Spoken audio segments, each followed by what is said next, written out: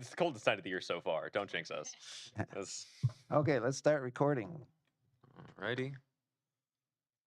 Recording in progress. In progress, Mr. Chair. Very good. So I call to order the Inland Wetlands Agency meeting in Mansfield, Connecticut, January 21st, 2025 at 6:03 p.m. Members present are Aho, Corsi, Anglin, Chandy, DeVivo, Wooch, and Bernard, alternate Bernard, who is seated.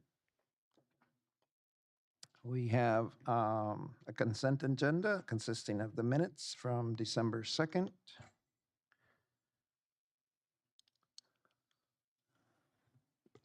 Corsi moves to accept the consent agenda. Okay, moved by Corsi, Second by DeVivo. second by DeVivo.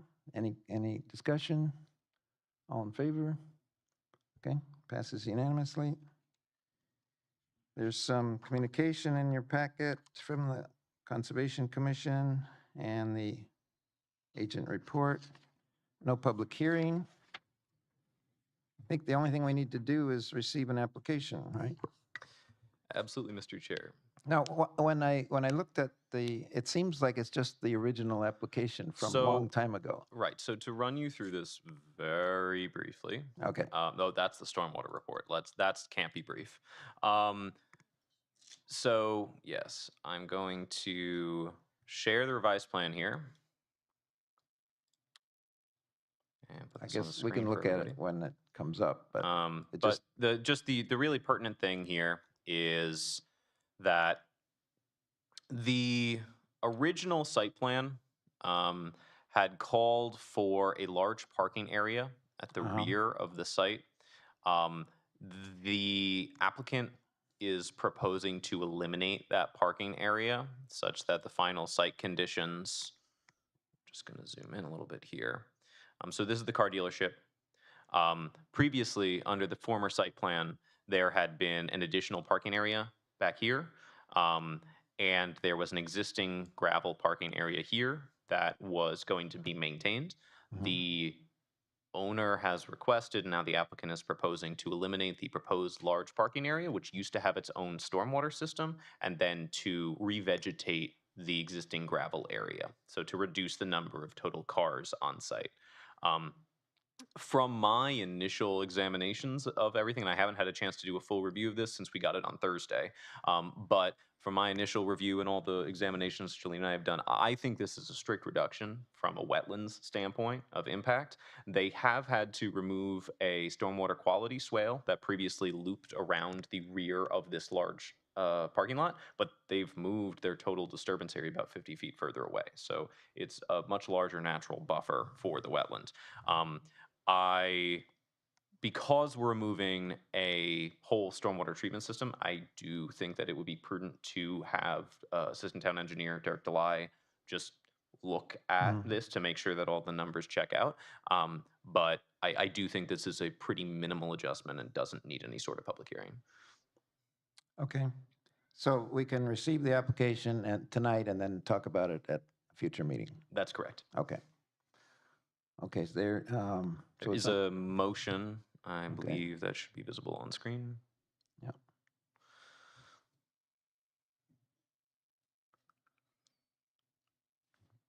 Who'd like to put that forward? John, you're good. I'm good.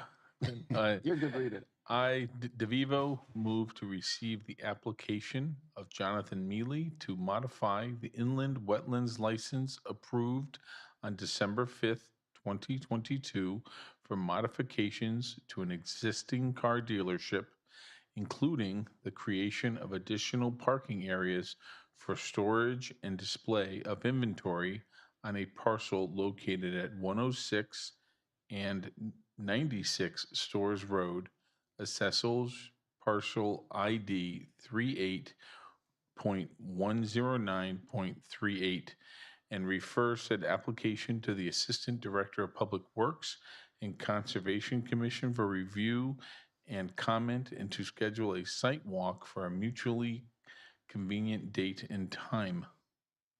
Okay, moved by DeVivo. Second by Anglin. Any discussion? The only discussion I would say is it's got to be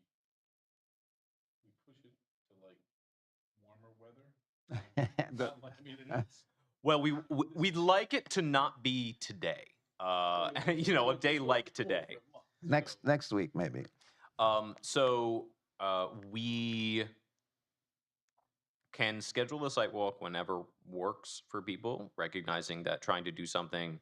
We know that they could meet us out there on Thursday this week, but that is a quick turnaround for people who have meetings that may already be in the hopper.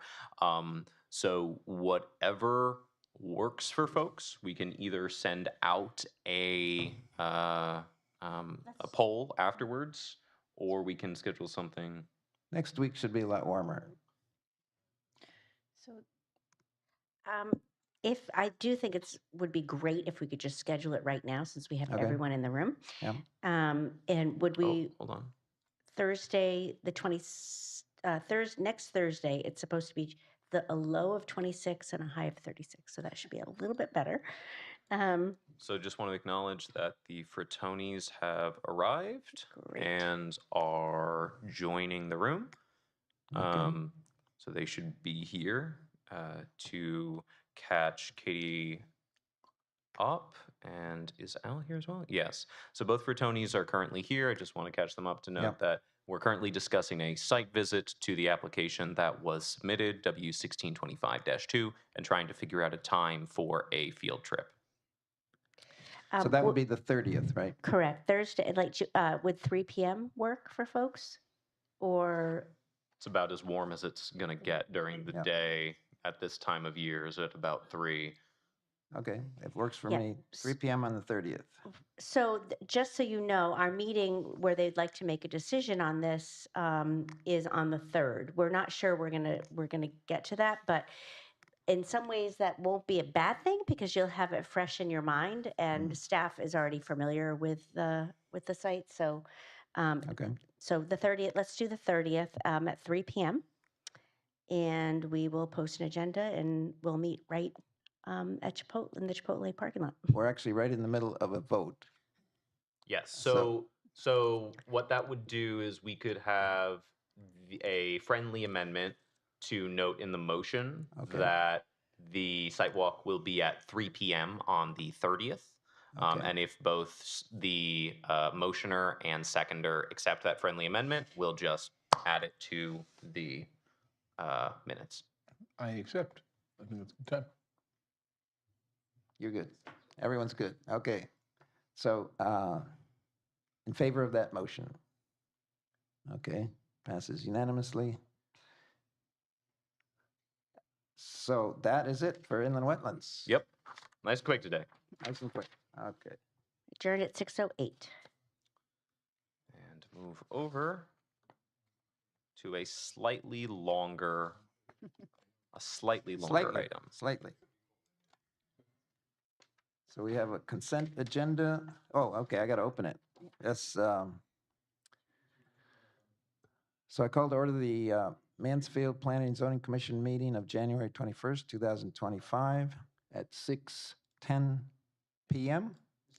Members present are Aho, Corsi, Anglin, Chandy, DeVivo, Wutch, Bernor, Al Frattoni, and Katie Frattoni. Everyone is seated, including Nick. Okay, we have a consent agenda with some minutes and zoning agent report.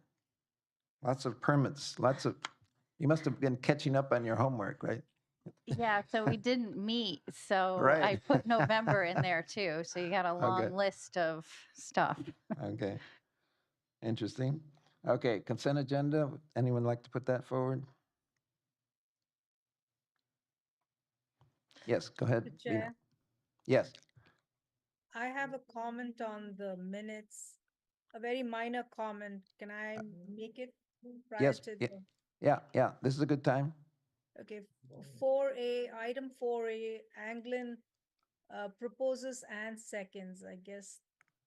One name needs to be amended. I just saw it pass page 2. Yeah. You don't remember me Anglin moved, exerting Anglin seconded. overall control of the PCC?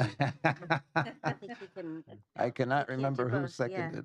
All So we can Look review that the up. recording and fix that. Okay, Not Good. to imply you aren't important, Mr. Anglin. good catch, Bino.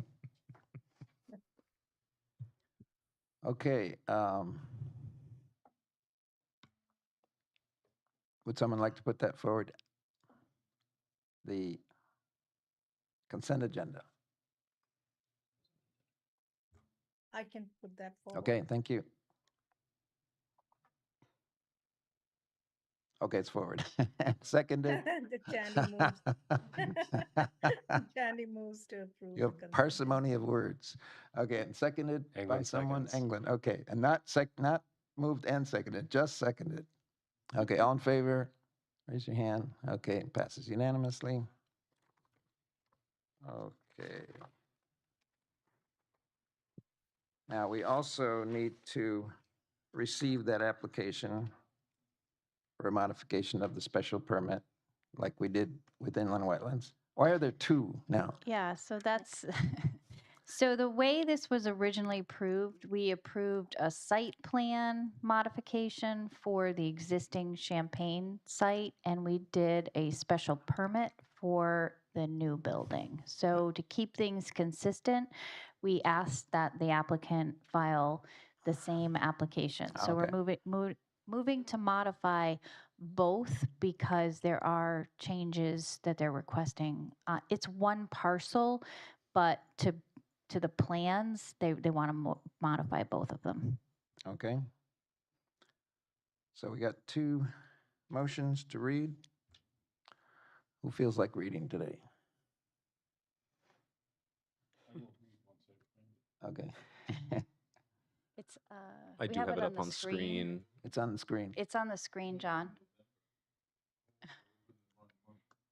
It's on the screen if you want to read it off the I screen. do have these up here and can zoom in a little bit. Okay.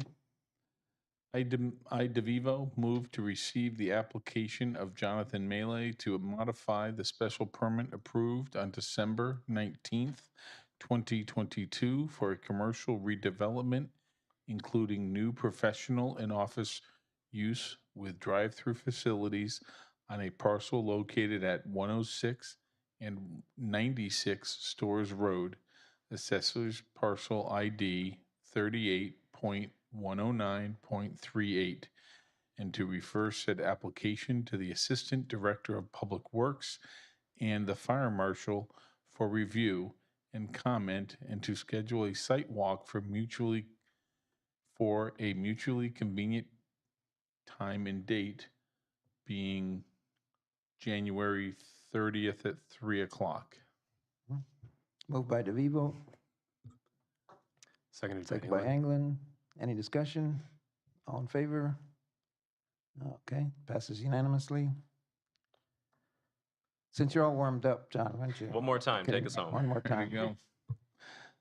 go. I, DeVivo, move to receive the application of Jonathan Mealy to modify the site plan approved on December 19th, 2022 for modifications to an existing car dealership, including the creation of additional parking areas for storage and display of inventory on a parcel located at 106 and 96 Stores Road, Assessor's Parcel ID 38.109.38, and refer said application to the Assistant Director of Public Works, Mansfield Fire Marshal, and other relevant town departments for review and comment, and to schedule a site walk for a mutually convenient date of January 30th at 3 p.m.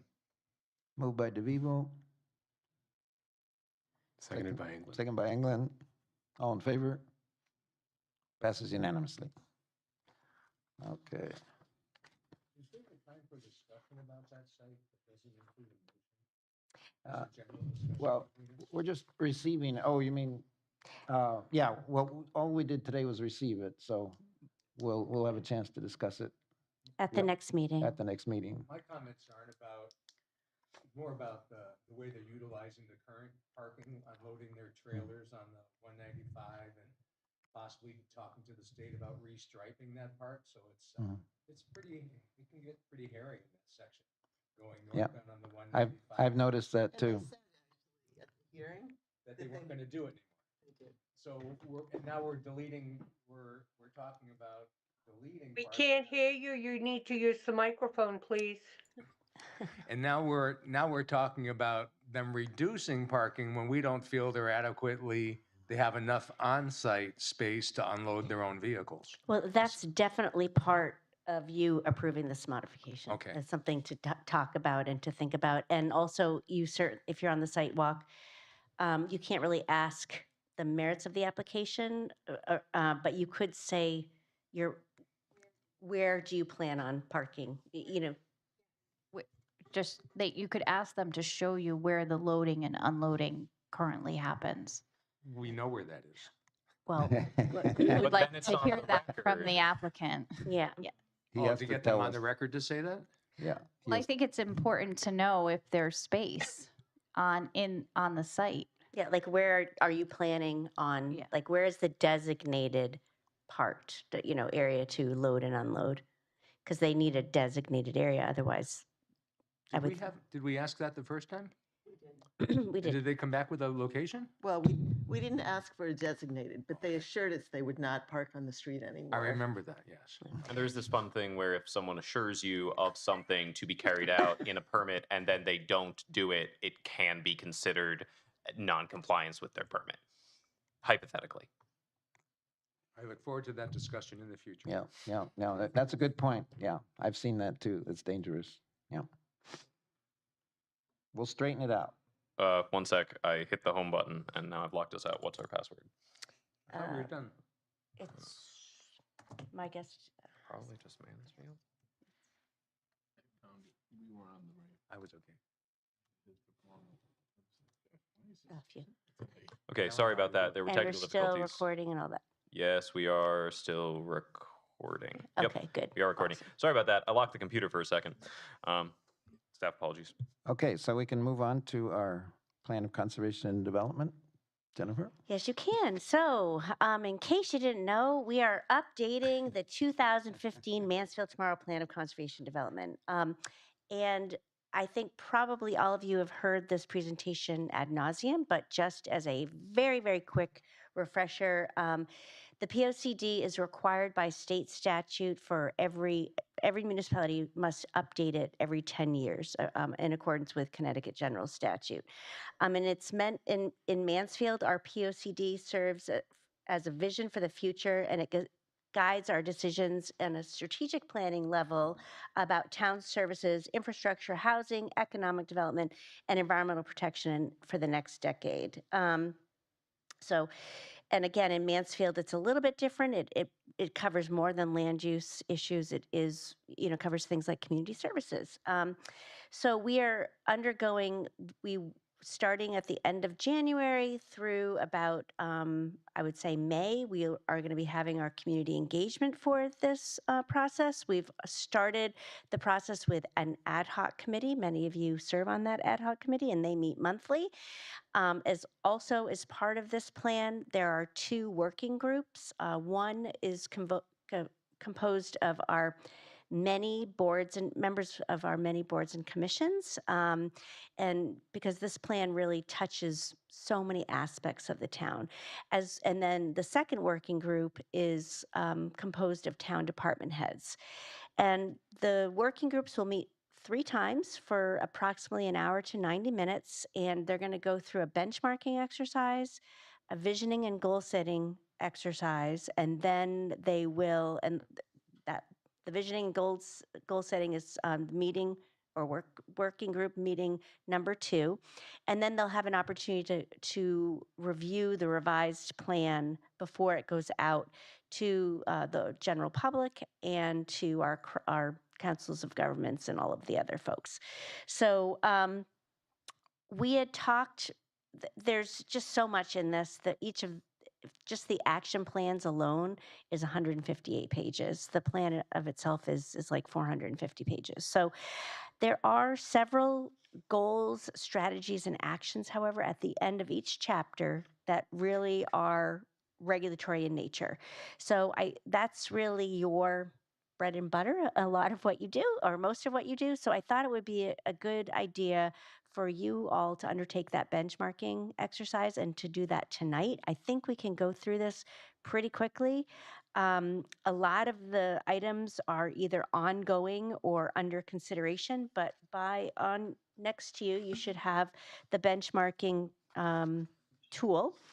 And so we go through each of the goal strategies and actions, and we indicate whether they've been completed or fully implemented, they're ongoing, initiated, abandoned, meaning that they were initiated, but they were abandoned, dismissed, that's never initiated, under consideration, or unknown. And then they also want us to do a check mark to indicate that the recommendation should be carried forward into the 2025 POCD. So many of these goals, we've looked at these, but we took a hard look at these about an hour before the meeting just to kind of have ourselves go through this.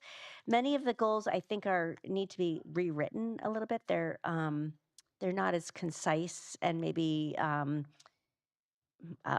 using like modern language, I think, is for lack of a better term. So, so Michael, if you could share the actual goals, strategies, and actions, maybe we could go through them. Yep. Thank you. Should make sure that can the folks at home, Banu and Yep. So yeah, we can see what they're saying. oh, did Banu? Okay, good. All right. Any questions before we begin? So should we do a certain number of hours tonight? I don't think, Not- yeah, I think It took me many hours to read the whole thing. Yeah, well, this is 27 pages. It's not four, so I culled Okay. it down for you. Okay. And so I think we should try to get at least halfway through. I think we, All right, yeah. okay. So if we can, we'll just see how everyone's doing and what everyone's appetite is. But yeah, I think we can plow through it fairly quickly because a lot of it you're pretty familiar with. So goal number 2.6, and that is the natural systems chapter. It says Mansfield's land use regulations promote the protection and enhancement of natural systems. I think probably most people agree with that very broad aspirational sentiment, I would think. The devil will be in the strategies and actions. Strategy A is identify potential issues related to natural resources protection prior to application submission. And then action 1 is encourage developers to identify natural resource protection goals specific to the subject property as part of the pre-application process. So we have had pre-applications. We generally always encourage a developer to have a pre-application, and we are working with them through the PHDD. They will be required to have a pre-application meeting with the commission. So I would say that that's ongoing. Do you all feel That's- that is ongoing? So as we go through this, do you feel that we are doing this? Do you feel like we're not doing these things? If it's something that is discrete, have we finished it? Or do you feel like there's more work to do? It's kind of open forum. I think in this entire document, the word encourage is used way too much. Yeah. Because encourage doesn't mean you have to do something. It sounds like we're a scold, saying you should So- do this, you should do that. So, I mean, your point is very well taken because I do notice that. However, the POCD is supposed to be aspirational. I always refer to this as an enabling document, meaning that it enables you to do something. It doesn't require you to do something, but you can come back and tie it to. So, I mean, certain encourage is overused in the document. But I mean, I think that's what we are. So I think that's just a rewriting Yeah. question, not, so are we doing it? That's kind of wishy-washy. Are we encouraging? No. Well, I I mean, guess from a we are, staff yeah. standpoint, Yeah. we feel like we try to encourage it. Yeah. When applications come to you, do you feel like this is something that hasn't been done? In some ways, it's easiest to identify if you feel like there's a shortfall, right? So when people come in before you and present something, consider some of the large applications we've had over the past couple of years. Do you feel like they're not paying any consideration to natural resources, or are they identifying them as part of the process? When they come to you, have they called out the wetlands? Have they identified the important forests? Have they done these things? They're required to look at things like steep slope wetlands, flood hazard areas, conservation restrictions. They, obviously wetlands are surface water resources, large areas of interior forest tract, forest edges, productive soils, with a goal of maintaining connectivity. That generally happens in a subdivision application is where I've seen that most often. But I do think that by leaving that here, you can allow for that to happen during the PhD application. I think that's sort of outlined in the design considerations, in fact. I mean, in the end, we talk ad nauseum about that subject. Yes. We don't need any more encouragement to spend even more time on this. It seems like this subject is very well covered by the time we get through the whole process. In your and part of that is because of our POCD. Yeah, right. So I mean, do you? Yeah, so but, it's so I guess, definitely do you want it's to definitely done. It's done. Yeah, So we do that. You want to keep it though. You want to Yeah. have it to be ongoing. We wouldn't discard the concept of identifying natural resources. No. Okay. So So then the second one is update regulations to require documentation related to existing or potential contamination of water soils, both on and in the vicinity of the proposed development of the site. As on a staff level, we put that as an under consideration because we're not sure that the Planning and Zoning Commission has jurisdiction over that. I think a lot of people would like the Planning and Zoning Commission to have jurisdiction over that, but there are other folks, for example, the Health Department, the DEEP. And I think, we've been told at many of our professional trainings that a Planning and Zoning Commission and an Inland Wetlands Agency is not a mini environmental protection agency. So Yeah. I think when we know about this, we definitely try to ask for that. And I think in my opinion, this should be under consideration because obviously you'd want to know about that, but whether or not you can require it, I'm not sure. if you remember back when we had the renewals for earth excavation, one of the properties had blasting, and many of the neighbors came out strongly to talk about how this body should do something about the permit because they were concerned about blasting and groundwater contamination. But based on our discussions with other departments, groundwater contamination doesn't really live with planning. It lives in the health district, and the blasting deep, stuff is controlled by the fire marshal. So we're not so sure if we can regulate this one. We need to think about that one. Yeah, more. it's not our job to require documentation related to this. So The third one is kind of similar, update regulations to require evaluation of potential impacts of proposed development on nearby resources. So, I think, again, we can encourage developers to kind of look at things on a holistic level, but whether or not we certainly can't have them investigate something on private property, someone else's private property. So I think it's a laudable goal, but I'm not sure it's legal. this will help thin down the document. Yes. You can do it for wetlands, though. That's an important thing as we're Yeah. going through it. For wetlands, you do get to consider the impact of things you Right. would do on your property on downstream wetlands. Right. But right. you can't necessarily protect someone else's forest by saying you can't do anything on your forest because that might hurt their forest. Wetlands get their own protected capacity. And certainly if there were impact on wells, again, that would be a DEEP or Health Department, Department of Public Health type thing. And but I do want to get legal advice on that. But that is our understanding from all of our trainings. The next one is strengthen land use regulations that promote protection of natural systems and habitats. Where appropriate, regulations should include flexibility in requirements to allow for the unique characteristics of the land and proposed use. And then action 1, adopt innovative regulations that provide for protection of natural resources by avoiding fragmentation of large forested tracts. We do encourage cluster subdivisions. I think part of that is where we do have large contiguous forested tracts are more like in our rural conservation areas where you're not allowed to do a lot of density. What do folks think about this? Do you feel that we need additional innovative regulations for avoiding fragmenting large forests? You haven't seen a lot of subdivisions lately because it hasn't been a economic time where lots of new subdivisions are coming in. So you haven't been seeing lots of new proposals for forest fragmentation. And when the 2015 plan was adopted, that was so that was right after the Great Recession.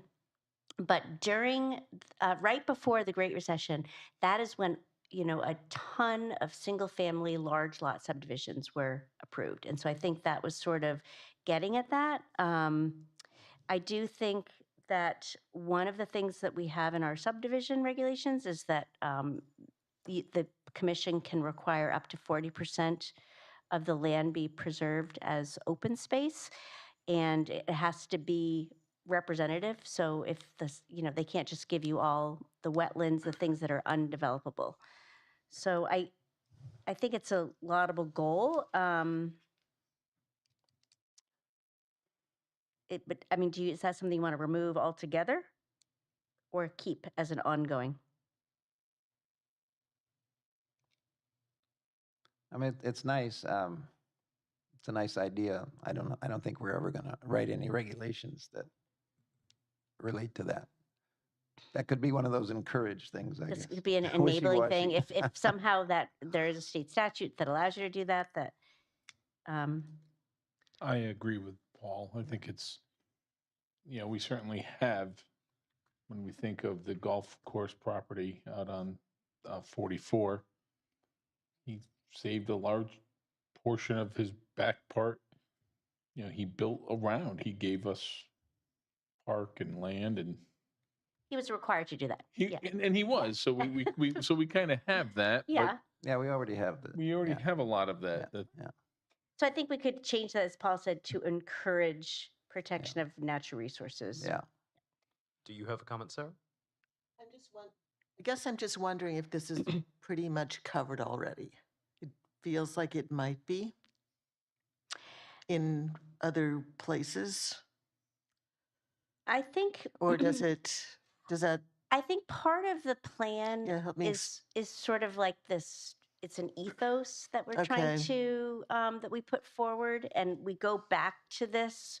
If we are adopting regulations, we don't have to go back to it. But if this is really, a lot of these are sort of value statements. They're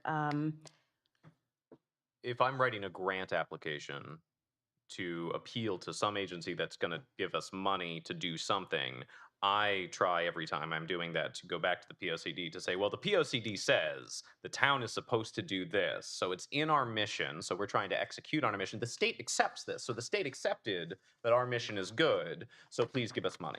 So it's always good to be able to fall back on those things. So how would you write this? Would it be encourage development that, Avoids fragmentation of large forest tracts. something like that, right? Yeah. And that makes sense to me. And yeah. we can cut one, maybe two whole lines. And I also think that this sentiment is in other goals, strategies, and actions in this chapter. So this is really, to Paul's point, encourage may not be something that should be in a regulatory section. Maybe we can find but some synonyms for that. yeah, or I mean, yeah, I think it's more update the regulations to determine ways to. Yeah, I'm not sure we want to encourage people Right, in a encourage regulatory. isn't the word, but Yeah. Now, the next one, strengthen regulations. We have pretty strong regulations now for all those things, right? Steep slopes, forest tracks, With wetlands. the possible exception of water recharge areas technically belonging to the aquifer. I'm not really sure what water recharge areas means insofar as it could mean different things. If it's drinking water, it may be in drinking water aquifers, which are protected under a different reg than planning and zoning. You guys recently strengthened the regs by adopting for your wetlands regs that stronger statement about 50-foot areas that if natural, should be left undisturbed. Um, I guess So- they can always be stronger, but yeah, doesn't seem like seems like we're doing a pretty good job on that. So that's an ongoing? Yeah, ongoing. the Yes, n- Binu. Yeah. Binu. Previously, it was short term. That means we worked on it and we could have completed our task. Yes, so short term, medium term, and long term were defined down here. So this was imagined as a 20-year plan with a 10-year checkpoint when this was rewritten from 2006 to 2015 was a really big rewrite. Short term was stuff that was supposed to be done within the first 4 or 5 years. Medium term, the next, and then the long term stuff is on the distant time horizon after that check-in, which we're doing now. The funny thing about medium term is that 2019 into 2020, there was this little event that happened. And so a lot of stuff got pushed. A lot of stuff that was in the short term started, and then the execution of it got a little bit speed bumped. So a lot of stuff that is ongoing because the project just isn't done yet. So, yeah, I mean, I think certainly when you adopted your multifamily regulations, you identified those, the developable areas. So that's one way you did that. I don't know, there definitely could be additional ways that you could do that, but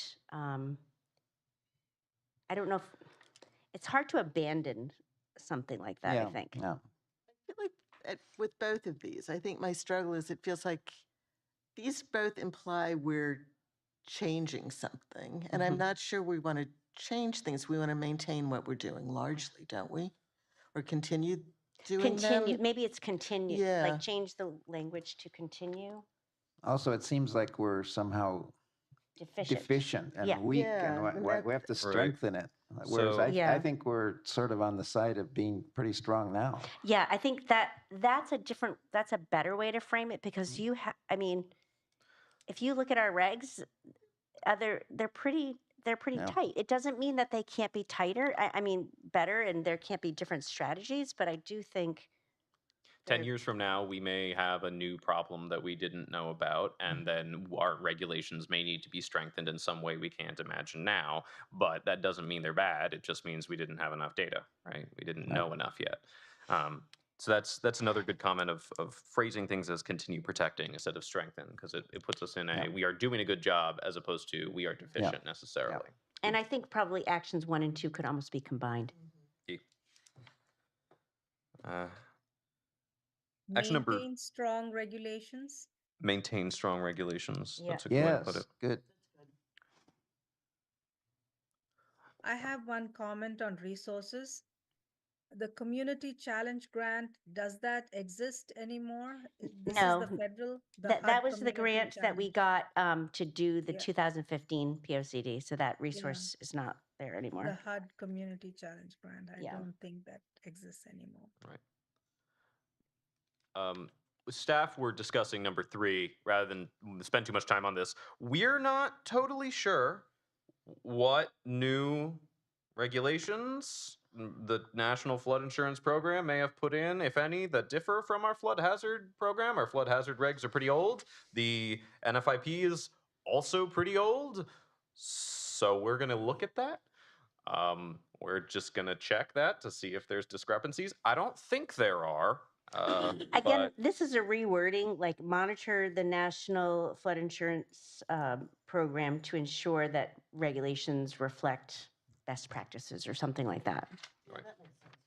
Yeah. Yep. Yeah. Cruising, page 3. All right.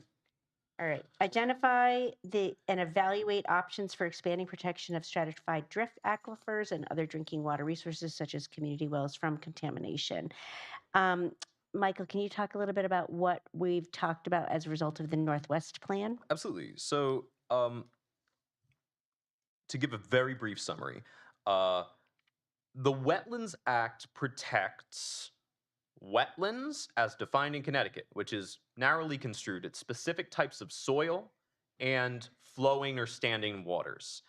That means it does not, in general, protect groundwater in any way, shape, or form. and it doesn't protect types of soils or rocks that fall outside of the 3 soil types called out in the Wetlands Act. Specifically, in Connecticut, the interesting thing about that is there are these things called stratified drift aquifers, which are a specific confluence of like glacial till soil typings, which is very geology and really beyond me to describe properly. But there's a lot of those around in the town. While we have actual drinking water aquifers protected by our Aquifer Protection Agency, we are still evaluating the best way to make sure that these areas, which are pretty permeable to water draining into them, and thus would be most at risk if there was a contamination in the area because it will rapidly enter the ground, how to protect those and how to make sure that those areas are safe from contaminants entering them and then traveling horizontally underground to the water supply. With the Northwest Plan, we've been working a little bit with FHI, who are one of our consultants, on a series of regulations that will provide design standards on things like infiltration and stormwater management to make sure that things get treated and don't go directly into the ground. Even for residential standards, normally we have high standards for commercial, but trying to make sure that you're not draining directly into the ground. Some places make more sense for impermeable surfaces. We hear about permeable surfaces are good all the time, but actually permeable surfaces are only good all the time if a contaminant doesn't get into it and then go right into the ground, right? So there's a little bit of complexity here. And so we're working through that. That went on the back burner a little bit while we were tackling stuff like the PHDD, but we want to But pick don't that we back want to up. keep contaminants out of the ground whether or not there's a stratified? We do. It's Yeah. just a level of, it's all about levels of risk, right? So a small amount of something toxic. There's toxins everywhere, right? Yeah, Everything yeah. is toxic in a certain Yeah. amount. A small amount of something toxic that will slowly penetrate into the ground, gains time to dilute, break down, may not spread horizontally rapidly. right. If you have an area where something can penetrate the ground really rapidly and then could go anywhere based on groundwater flows, you could wind up with relatively rapid well contamination. I'm not saying this does happen for people who are watching online, but that's the idea, is if water moves relatively quickly underground, then that area becomes of relatively higher risk should there be some sort of pollutant, because often pollutants have half-lives. They'll break down into Okay. something less toxic. So these areas are mapped based on USGS data, so we know where they are. These areas that have a little bit better ground permeability, we're working on some ways that we might be able to guide design in the future to make them a little better. So that's something we're actively working on. Okay, yeah. According to the guidelines for this, we call that initiated because we're actively doing it. Yeah, okay, initiated. The next one, establish green infrastructure standards that maximize infiltration of stormwater and natural drainage. So back in 2015, when this was adopted, you did not have stormwater management regulations. So we've done a lot of this. So again, I think to me, this is an ongoing, because you always want to make sure that your stormwater regs are very robust, but it's an adding like a continue to, and I think this could be very much shortened. So Yeah, right. an O? Ongoing and perhaps Ongoing. edited. Yeah, yeah. We're gonna get this down below 400 pages easy. Oh my God. 390 definitely. should Yeah. be easy. All right. Strengthen regulations related to prevention of light pollution and preservation of dark skies. In fact, we've initiated this, and We've done that, yeah. Yeah, and Keep doing it. we yeah. haven't done it. Oh, we We're haven't done it. initiated it. Yep, and it's going to happen within our performance standards that are the reg review committee. But that's definitely on. We are underway with that. Updates zoning and subdivision regulations to reflect changes due to climate change, such as setbacks in relation to flood zones. Additional research will be needed to identify specific changes. So your wetland regs, you've changed the definition of a significant impact. You have looked at the subdivision regs. I think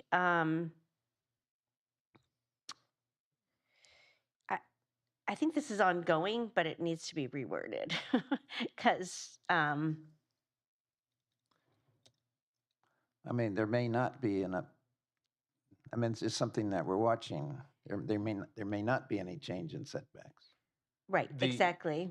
Right, It's so not we- automatically a change in setbacks. Right.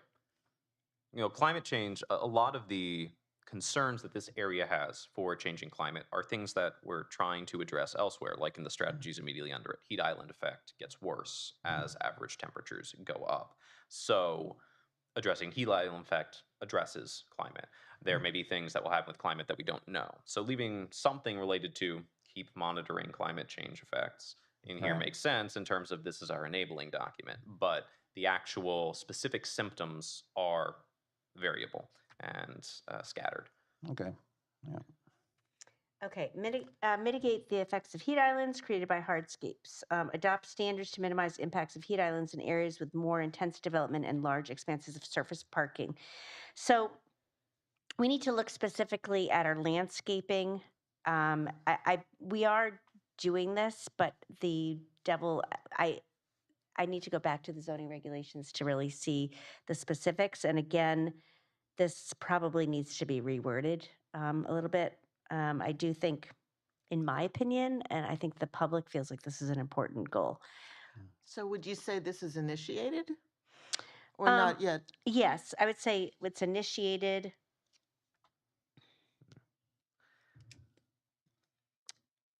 And we don't have requirements for parking lots yet, but we've initiated looking at that. Yeah.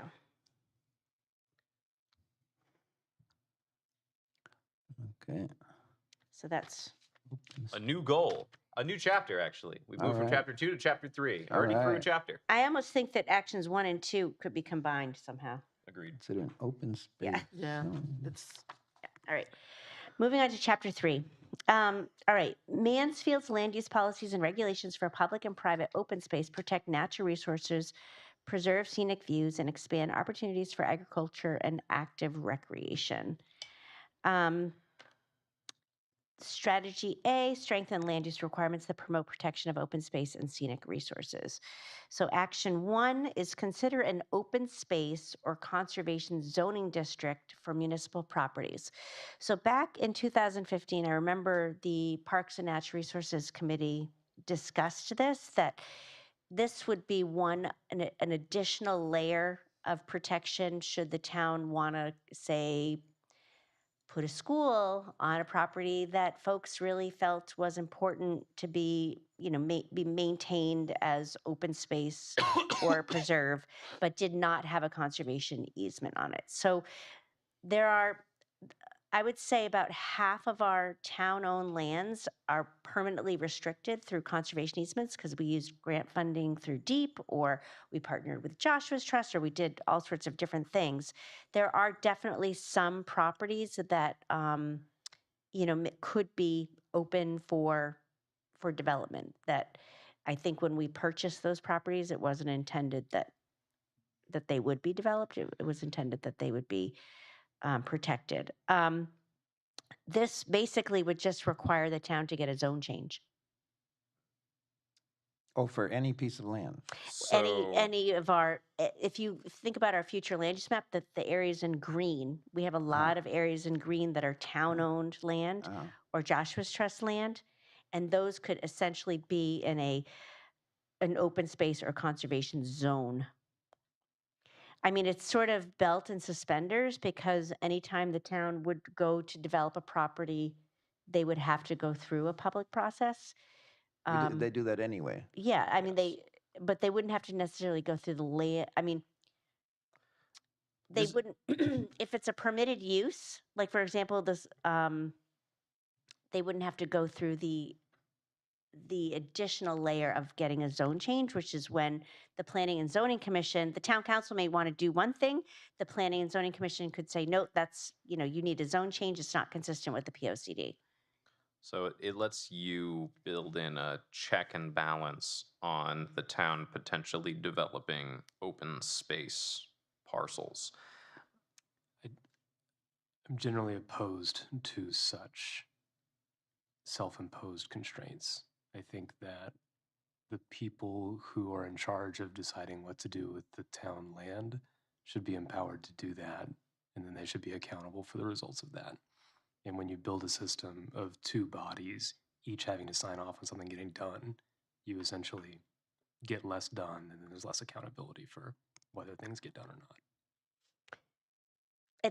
So leaving this open allows for more flexibility. Having this zone, I think one argument that the Parks and Natural Resources Committee may argue that, members of the Planning and Zoning Commission change, staff changes, the Parks and Natural Resources changes. So this is, again, just belt and suspenders. But I think we're already doing that in other ways. We're looking at identifying properties that should be preserved in perpetuity and seeing if it either can be added to the land records, or we could work with a conservation agency or organization to get a conservation restriction on that property. So I'm hearing that this needs to be dismissed.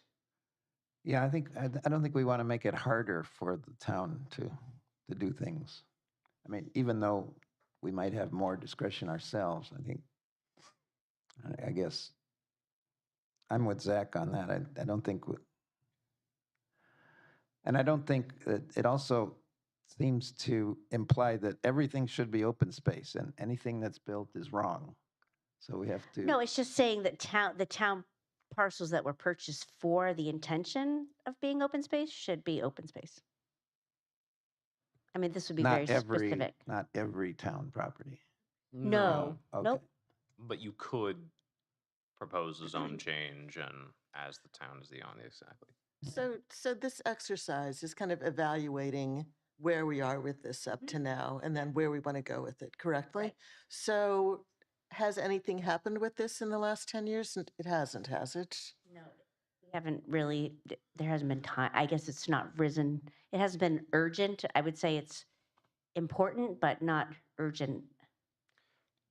And it sounds like it's happening kind of naturally through Joshua's Trust, through conservation easements. Parks and Natural Resources is currently working on identifying some really critical parcels that they think are under potential development pressure, but that have important ecological or historical value, and want to propose those to the council to be permanently protected. Okay. We're currently exploring how you would actually permanently protect those. If not through zoning, getting a third party is generally the best, so that way you have multiple people who can initial legal actions if somebody just doesn't Scouts honor it. I think the idea of having something that says we want to maintain some open space in town makes sense, but I don't think the wording of this makes sense at all. Too specific, I think. Mhm. Yeah, I just don't think we should be splitting this authority among multiple bodies. Yeah. I think that this, and Michael, you're the ones who has studied chapters 2 and 3 most thoroughly, but I was involved back in 2015. And I think there are enough goals that say that we need to evaluate the town properties that need to be permanently preserved. And I think and there's different strategies for permanently preserving them. And the Parks and Natural Resources Committee may come to you and say, we really would like to have these zoned this way. And then the council could do the same thing. So I think being this specific is probably not needed. Yeah. I think that one can be tossed. Okay. We got the belt. We don't need the suspenders. Do we need to make a statement about the value of maintaining open space, or is that? We got a lot of those. Okay. Yeah, we 50 trust other me, we places. got a lot of those Okay, statements. scratch this whole one. Yeah. All right. Update zoning and subdivision regulations to promote preservation of natural resources and provision of open space and recreational features. Has that been done? Kinda. Kind of. So there's parts of this that we need to abandon. Specifically, Julian has dealt with several situations where our old requirements in the subdivision regs to encourage people to build recreational features into their subdivisions, like playgrounds, led to people having to, because of the huge insurance bills they would get for having to privately insure a playground, led them having to come back and desperately ask you to please let us abandon this playground. So that doesn't work. And we can't change the insurance industry. But other parts of this, we are promoting access to natural resources as developments go up. I think it's more like what we said in the design considerations of PHGD. We might need to like broaden to pull in something there that, you know, we want when we have a development going in, we want to ensure that there's access to open space and recreational areas. I think it needs to be broader. So I think there's probably a rewrite warranted on this one. But the idea of provision, recreation near people's houses is something that we are attempting to do. Ongoing. So sorry, would this encompass like the current use of conservation easements within our subdivisions? So not exactly. So sometimes the conservation easements can be written in such a way that we'll get trail access over them for public access. But often there is a reticence on the behalf of a landowner to allow public access on a conservation easement on their land because it then opens them up to questions of, are people going to be tramping through our forest? Is this going to be disturbing? Will they wander into the lots, the people that we're doing this for? We actually heard a little bit about that with the golf course property. The golf course Yep. development, there was a whole discussion of, should we deed it to the town? Because if we deed it to the town, they get public access, but then we lose the land. So often conservation easements are no access, but they can be depending upon how they're written. I think this one really is about access to natural areas By for the people. public. Yeah. Okay. Or So- or I yeah, don't read or it the that way. It or doesn't the say people anything living about- within that neighborhood, right? Right. Okay. So it doesn't say anything about public access here. No, Right. it doesn't. So my interpretation of this would be like we're just talking about designating portions of tracts to not have any construction, right? Is that a fair Which we read? do, right? We do Right, develop. that's the conservation right. easement system. So under that read, we do this. Yeah. Um, So I have frustrations with our conservation easement system. I think that it essentially prohibits maintenance of the land, yes, which I think is a mistake. yes. And that's why we need to I agree rewrite with you 100%. We're rewriting our I mean, when back in the day in 2008, 9, you know, these were new. We have experience managing these things, and so we're working with landowners who are coming back and saying, this doesn't make sense. Can we please amend this conservation easement? And we have done that. The Um, blanket requirement that you have to come before this body in order to remove invasives in your conservation easement is something that we hear about somewhat regularly as a problem. Like, why can't I get rid of that burning bush that's in the conservation easement? It's clearly not conservation to let that take over the easement. Hypothetically, right, the way they're written now is you just have to appeal to this body in order to say, hey, I want to get rid of this. Here's some pictures. You want to come out and see it? And you guys will probably say, no, cut it down. We had a problem a couple of months ago where somebody had a whole bunch of dead trees over their driveway. That was right. And they were just asking to remove them because the conservation easement says you can't. So routine maintenance of those conservation easements, there may be a better way to manage them. There could either be a blanket waiver in place of they come in as part of a consent agenda, right? They just, whenever they need something, they do that, or you could issue a statement that says this is allowed. We'd have to check with our attorney specifically on whether you can have like a blanket acknowledgement of this, we're allowing this in the easement since it's an agreement between two parties. But yeah, your problem with the no maintenance and conservation easements is reasonable. We've noticed it, particularly because a lot of trees have gotten sick lately. And now you got a lot of standing deadwood, and don't you dare touch that standing deadwood, the town says, wagging its finger at you. Yeah. the Familiar legal with the document problem. says, Yep, yeah. I'm who's very the town? familiar with the Yeah, problem. Yeah. All right, I think it's ongoing, but I think this needs to be rewritten, in my opinion, rewritten so that we talk about the importance of access to these resources, but it has to be broad so that it's reasonable. Make sense? Yep. Um, Scenic views. sorry? Now scenic views. Yeah, scenic views. So it used to be that in a subdivision, a landscape architect had to come in and not sure if they still have to do this or not, because we have not done subdivisions in so long. But they would have to identify scenic resources so that maybe that's where their open space dedication would go. So not one person was able to take advantage.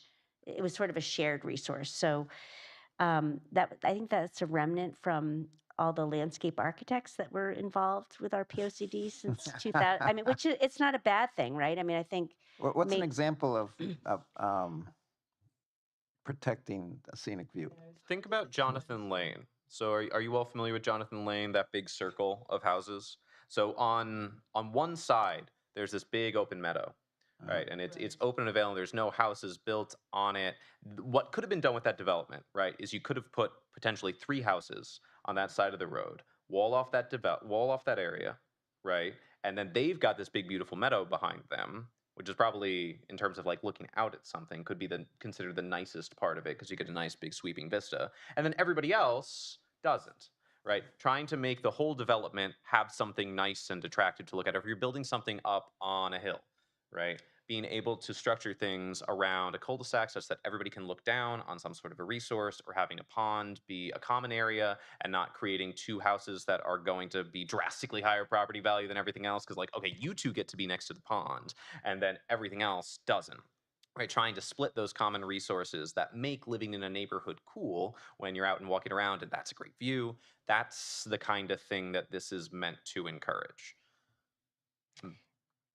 Seems like a minor problem, but sure. I think you looked at It's that. worth mentioning. Yeah. You looked at that during Mountain View Estates, if you're remembering the subdivision, probably one of your more recent subdivisions, Yeah, and it was a right. long time ago, on And we made little Browns. parks so people could see Yeah, the view. Browns Road and Coventry Road, and there was a beautiful view of all the preserved farmland. So that was one of those examples. Yeah, that was brought up there. Yeah. Yeah, Okay. so just I pulled up the subdivision regulations. So the design objectives include the protection and enhancement of natural and man-made features, including wetlands, watercourses, aquifer areas, lots more, significant trees and scenic views and vistas on and adjacent to the subdivision site. So we are doing that. That is for subdivision only, though. So if there's never another subdivision in the town, you don't have to think about it. Okay. Let's go So on to we got 4. the scenic view done. Yep. Common driveway regs. Revise them to strengthen protection of interior forest tracts and other sensitive natural resources. So common driveways are this great idea in theory in terms of minimizing the number of driveways, the number of cuts in you have to do. And for our cluster subdivisions, which we do encourage, these are a good thing. The problem with common driveways is that no one wants to build them and no one wants to live on them, is what we are been hearing from folks who either have one or didn't buy a house because of them, because it means you have to have a common maintenance agreement with your neighbors that you've all kind of bought into. And this becomes, for new builders, they know that those houses will be slower to sell. And so they don't want to wind up with inventory that's on their hands because they can't get rid of it. There, I think, is a fear of neighbors you may not get along with, but become legally obligated to maintain something with, and then somebody may not pull their fair share, stuff like that. So common driveways have made individual property owners wary. We have a common driveway reg to do this. developers really like them, though, because they can get more lots and they don't have to build a road. So I see how that's phrased here. It says common driveways are really good, however, developers like them, right? Is a fair way of summarizing those 2 sentences?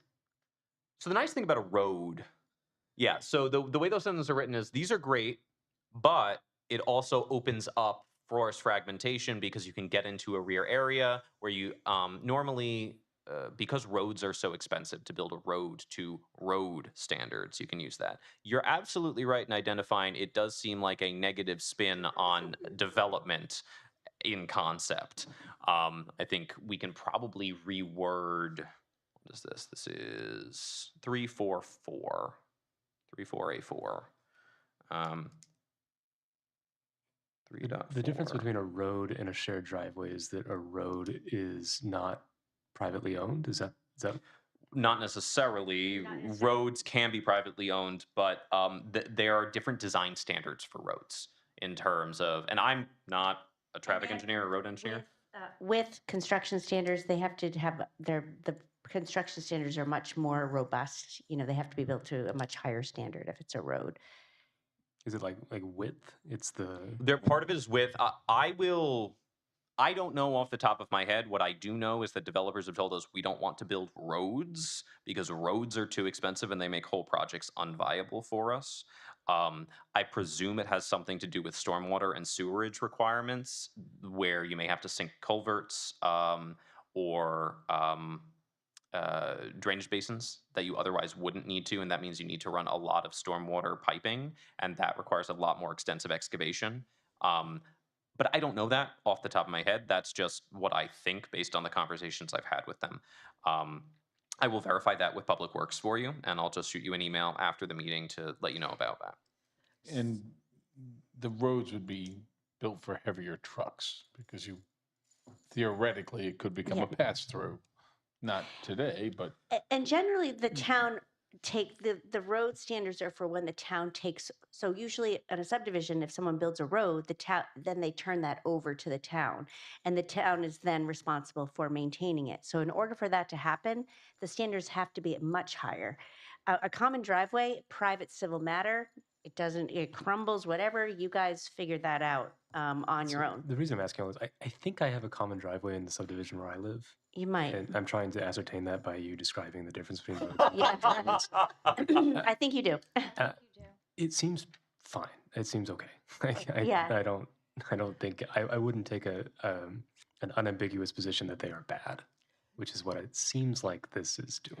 I'm not clear what this is trying to do, actually. Is it trying to encourage more common driveways? So common driveways let us minimize curb cuts. No, so I we just would mean like this to, yeah, we would like to let common driveways happen. We just don't want somebody to put a 6,000-foot common driveway in to access some interior parcels and massively fragment a forest, which was forest fragmentation was that first goal we already talked about. These are good for some reasons, but if they become a tool by which we overdevelop, that is not something good because we have competing goals here. We simultaneously want development and housing, and we want to minimize forest fragmentation. So How about they we can be just- good How in some are ways. common driveway regulations? We're kind of vague. How about we say this, establish common driveway standards that protect interior forest tracts and other sensitive natural. Perfect. Yeah. That's what we're trying to accomplish. Right. Yeah, We're going to And make how we get there, them yeah. not self-contradictory and less vague. good. We're making progress. Moving on to strategy B, action 1, strategy B saying integrate open space planning into the beginning of the development process. Action 1 saying encourage developers to meet with the relevant advisory committees as part of the pre-application process to identify open space priorities and objectives. Acknowledging that it does say encourage, Paul. Yeah, that's fine. We Yeah. do this. With the PhDD, of course, is moving more things into a pre-application phase in order to try to generate this kind of discussion.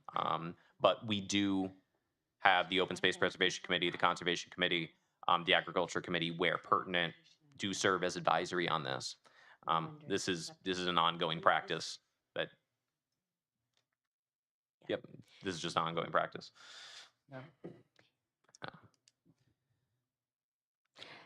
Yeah, we just often encourage folks to do that. I think we want to continue it to encourage that. Continue doing that. Continue encouraging, yes. Yeah, and make this, and can make the language in this action more concise. Continue doing that too. Yeah. All right. Action 2, update zoning and subdivision regulations to include specific objectives for design of parks and open spaces that are part of development proposals. Have we had parks that are part of development proposals that have come before this body? No, so No, we haven't. We've never had one. And also, it's Not as Kinda- part of a subdivision or zoning application. kind of confusingly written. You don't want chestnut trees, Craig? So would you say this was dismissed? We could well dismiss this one. I don't think it's been done. Yeah, let's And I dismiss don't it. foresee it being done. Yeah. And it's covered in other places. Send that to the Department of Redundancy Department. Um, Okay, update zoning regulations to include requirements for provisions of parks, open space areas designated as mixed-use centers and compact residential areas. It feels like that's just what we were trying to think- do in I the think we- past We one. do We've that. done that. We do that, yes. That's Yeah, done. that's under Done. PHGD. We did that. That's what we spent last year on. Yeah. That's a C. Take that one to the bank. Completed. What happens with Nothing ever In, dies. I don't- in general, if it's a C, it could be reworded and shortened to become an O. If something's like, do a plan, right? And we do the plan, well, we're going to take out the recommendation. But then something might say, we may now reference in this document that plan. So yeah, I think it'll reduce the word count.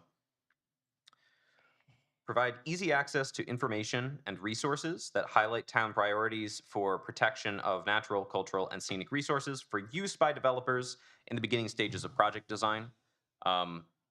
We definitely do have links to various Yukon materials for things like stormwater design for natural resources, bioswales, things like that. So we do provide this. We could definitely provide more resources on a variety of things. But for developers, there's only so much we can really do for their projects. Oftentimes they're the expert. I would say this is an ongoing. You can always do Ongoing. better with communicating. Continue to encourage agricultural use of land. So update regulations, policies, and incentives to strengthen protections for agricultural lands and operations, including buffer requirements. So we are looking, this within the next few months, you're going to get a copy of the new draft agricultural reg. Greg and Ball looked at that on Thursday. Yeah. Yeah. We looked at the ag regulations. Yep. So And we had a buffer problem came up. there was a whole question about agriculture and buffers. So Yeah. we're doing it. That's right. You missed it. can go back and you can watch it. Yeah. It's all recorded. I almost think this needs to be rewritten to be more concise, but it is worthy of keeping. Yeah. Yeah, Ongoing. I think it's ongoing. All right. That's 2 chapters down. All All right. right, chapter 4. Mansfield's land use regulations maintain rural character in the majority of the town, protect historic resources, and accommodate future growth in smart growth, compact patterns in designated mixed-use centers, and compact residential areas. And we looked at this and I put a big rewrite. I don't like that That's title. as Rural- wordy as some of the motions we make John read. Yeah. I mean, first of all, rural character is something that I think it is a very that loaded out. word.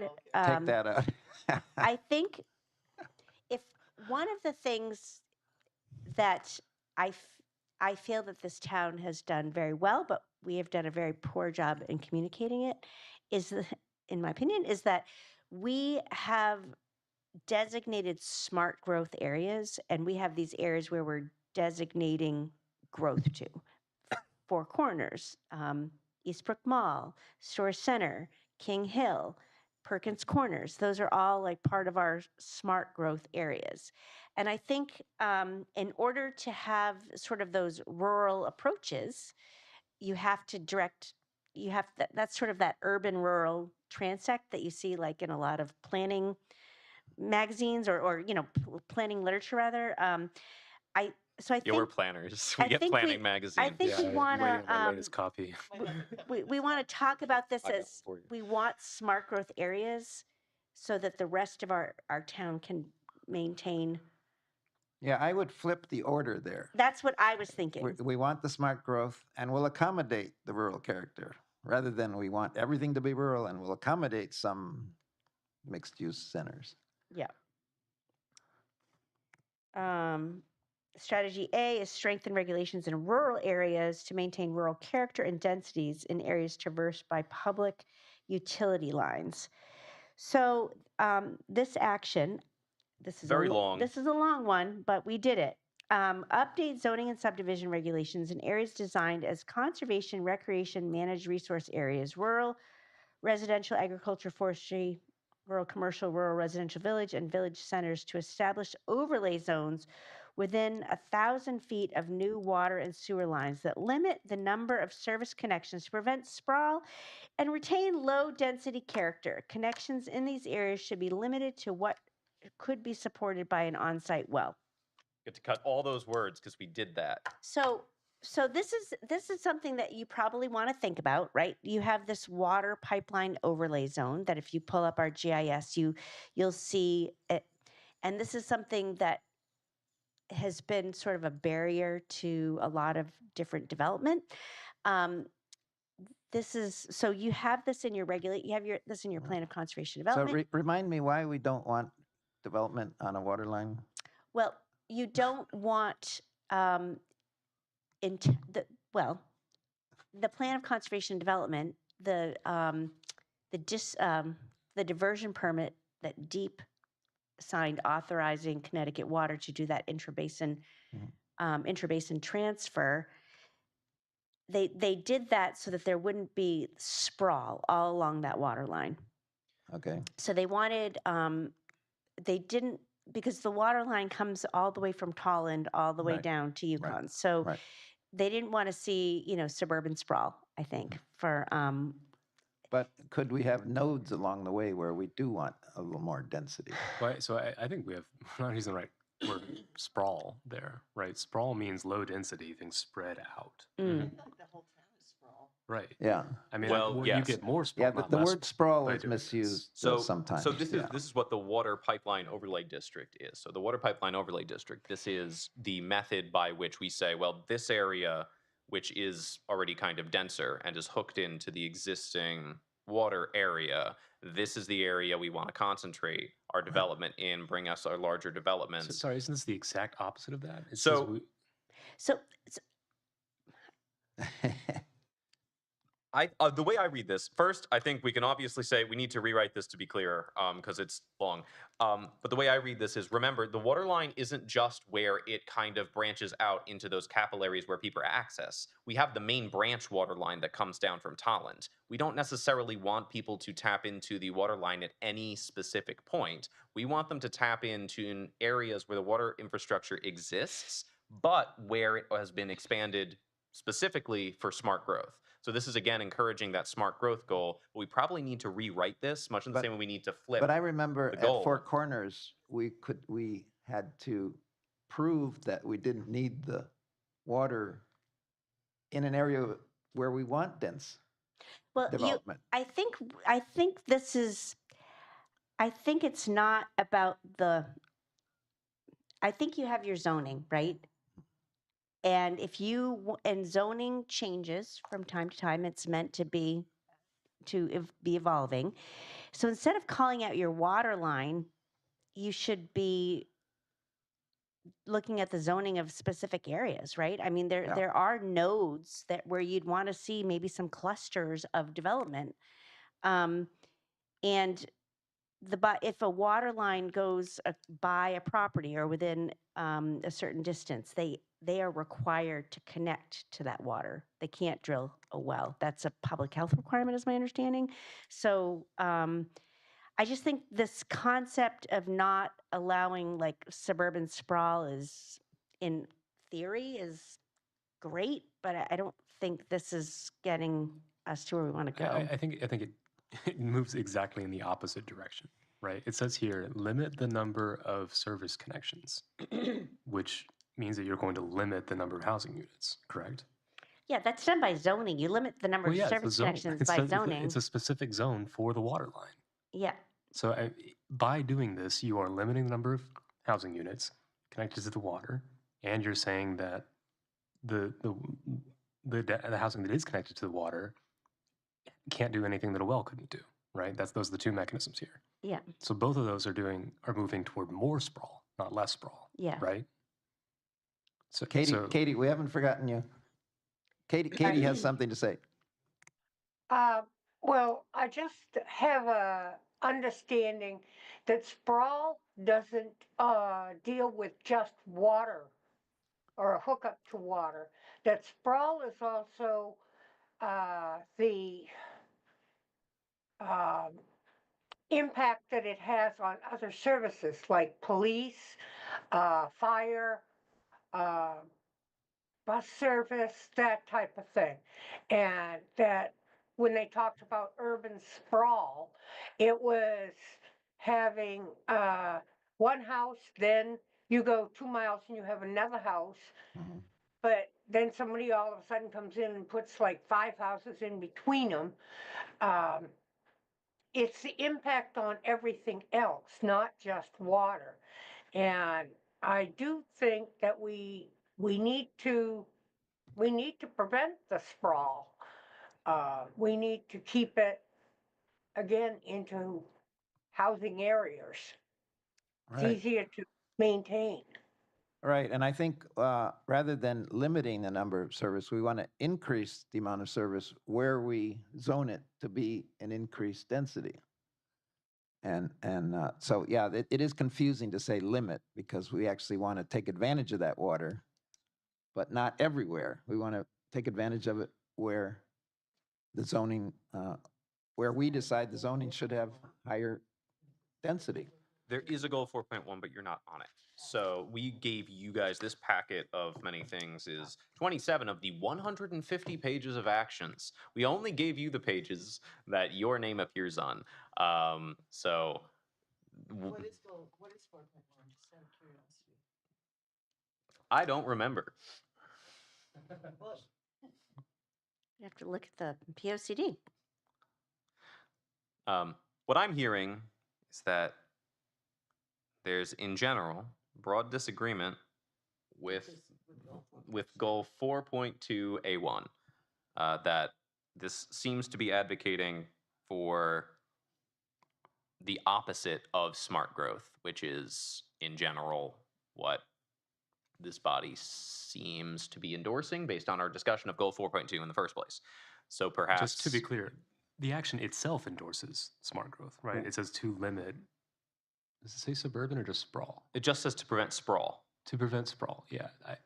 The action's mechanisms contradict its stated objective. I think that's a fair reading of the action. Yeah, well, we want to encourage growth where we want to encourage growth. And coincidentally, a water line might go through, and so that's even better for the areas where we want to encourage growth. So we'll rewrite this one. Okay.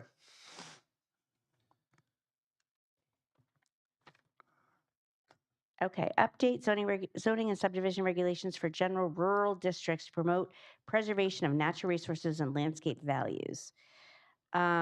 Explore establishment of natural resources protection zoning as mandatory or with significant incentives for all rural parcels or in groups of parcels assembled for a single development. So natural resources protection zoning is really cluster development. So it would be like an open space subdivision. I think you might live in one. So basically, the houses are developed, and then a large amount of open space is preserved. Which is many of our subdivisions are open space subdivisions, but they're not clustered probably as tightly as they could be.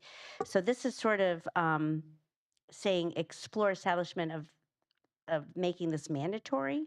Now, there are places where you might want to cluster and then not have the open space because you want to make a denser area. Yep. You don't want to prohibit. Right.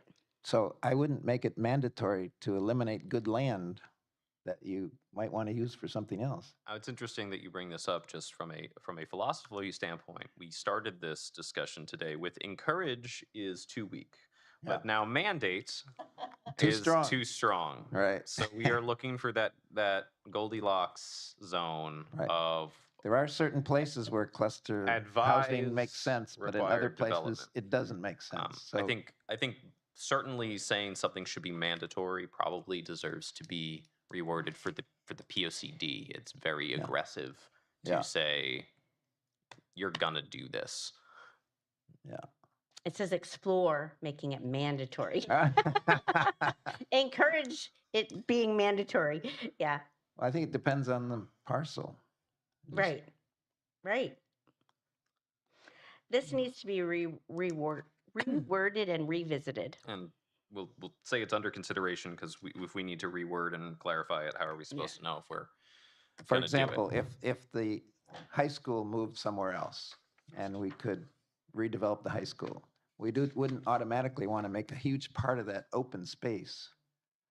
It You may know, not necessarily make We sense. might want to just use it Right. rather than always have open space on everything that we develop. Like the high school might qualify as a historic structure, and so you'd be Right. prohibited from tearing it down. That's right. So, But you have to build it into your new That- design, and now that who's in example. whose old classroom as that's your apartment. So, again, action 2 is update subdivision regulations to require cluster development. No. Only for and only allow for conventional design if specific criteria are met. So I think they wanted cluster to be kind of the norm no, and conventional to be, in my opinion, no. It depends on the spot. so it depends. It says work with Connecticut Department of Public Health, DEEP, and Eastern Highlands Health District to provide clear information on the permitting processes for community water and septic systems and model examples. That's something we can do. My understanding is that is going to become a little bit easier in somewhat in the near future, partially because of the need for more housing. So, but certainly, I know developers are following this, and if they could do it, they probably would. Get the new resources and put Right. them out. Create regulations for historic villages that distinguish them from the rural, residential, agriculture, forestry areas. So you have several historic villages, places like Gurleyville, Hanks Hill, I think is one. There's a whole list of them. Four Corners is actually one that are identified in the Plan of Conservation and Development and also in your zoning regulations as villages that really should be maintained as intact. We want to preserve those certain areas, the certain characteristics that make those villages villages. So I do think the actions in this strategy I think they all kind of need to be rewritten, but I would say that as after this plan of conservation and development is done, depending upon what comes out of your future land use map, one thing that the Planning and Zoning Commission may want to do is to look at regulations for those rural villages like Gurleyville. So I like that number one. I wish I knew that was there in the last 10 years. Because, Well, it has been. that's a way to increase density in certain areas. So yeah. we have noticed, and we've had phone calls in the past year about the fact that although most of the town is zoned RAR 90, there's a whole bunch of patterns of historical development along the major highways that just aren't that. And they've been rezoned to be something that they don't conform to. And so as a part of this POCD development, really looking at how to rezone those areas into a sensible pattern of development. with that sensible will- setbacks, sensible lot sizes. Because right now they're non-conforming in all these various things because we just Yeah, slapped so Gurleyville Village is non-conforming, Right. whereas that's like the ideal place. Right, That's so- our goal, to have a place like that. Right. a lot of Where Gullyville Road and Codfish Falls Road and Chaffeeville Road meet. Okay. the little funky intersections got all those houses real close to the corner. And it's all, so, or the one going down South Eagleville before you get to the dam. Those houses are pretty Yeah. close together. Mansfield Hollow. No, No. Eagleville. Oh, Eagleville. Eagleville. But Mansfield Hollow is another one. That's another one, yeah. Mansfield Hall is a historic district. So- Right. So all those are positive things and we call them non-conforming. So want to make more of those. we want more Yes. of those, yeah. So Everything else is non-conforming. They're the ones that are So- conforming. we Yeah, the modifying rest the is future wrong. land use map to do that. We already on the future land use map identified these areas as having different pattern of development, but then when we translate that to the zoning map, we just don't do anything about it. So we got to fix that. So I think it's look at ways to encourage more, to encourage ways to keep the villages intact, I guess. Like, and we want to, like, if there's a new development that wants to go in there, it shouldn't have to be 2 acres because no other, No, definitely not. Is there a canonical way to say where the boundaries of the village are, or will that fall to the land use map or the zoning map? that's, the villages are actually identified on the zoning map, right? Yeah, we have zoning overlays, so I can actually pop that up real quick. And that would be what we would use. We'd say everything within this zone has, average or whatever the median lot size is for that Right. for that village. So on our Yeah, I zoning think tool- lot size is one thing, but also like if you notice those houses are pushed right up to the road. Like they tend to be very, very, very close to the road on smaller lots. So there's a lot of different considerations for the village area. Just to be clear, the villages and the districts are 2 very No, I different understand. things. Yeah. Right. But all those areas that are checkmarked here, these are or slash, these are denoted as historic villages. What's the difference between the districts and the villages? So we have 3 districts: Spring Hill, Mansfield Center, Mansfield Hollow. Those districts are by statute, they're sort of governed by the Historic District Commission. And anytime any changes happen to those structures, a change of use in the land, different parking, they have to get what's called a certificate of appropriateness from the Historic District Commission. So you can see they're much smaller areas. So the historic village is the whole larger slashed area, whereas the historic district is smaller. These often have a lot to do with architecture and stylistic elements, whereas the kind of pattern of development goes out into the whole historic village. Where is that? Where are So this is Spring Hill. So this is just to the south of us. If you were to go down, I don't know the roads around here. I'm very bad. This is 195? Yeah, right. Mhm. So the historic villages really are those patterns of development. If you put on the future land use map, you're going to see, we updated this so it takes less time to load, if you'll believe it.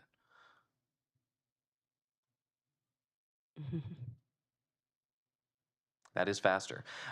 If you see that all of those areas in yellow on the future land use map are noted for that kind of historical pattern of smaller lot density development, those track fairly closely with the historic villages because that's the patterns of settlement that people had when they showed up here and first settled this land. Intermixed, of course, with some areas like down here where we've got more patterns of commercial development or some preserved lands.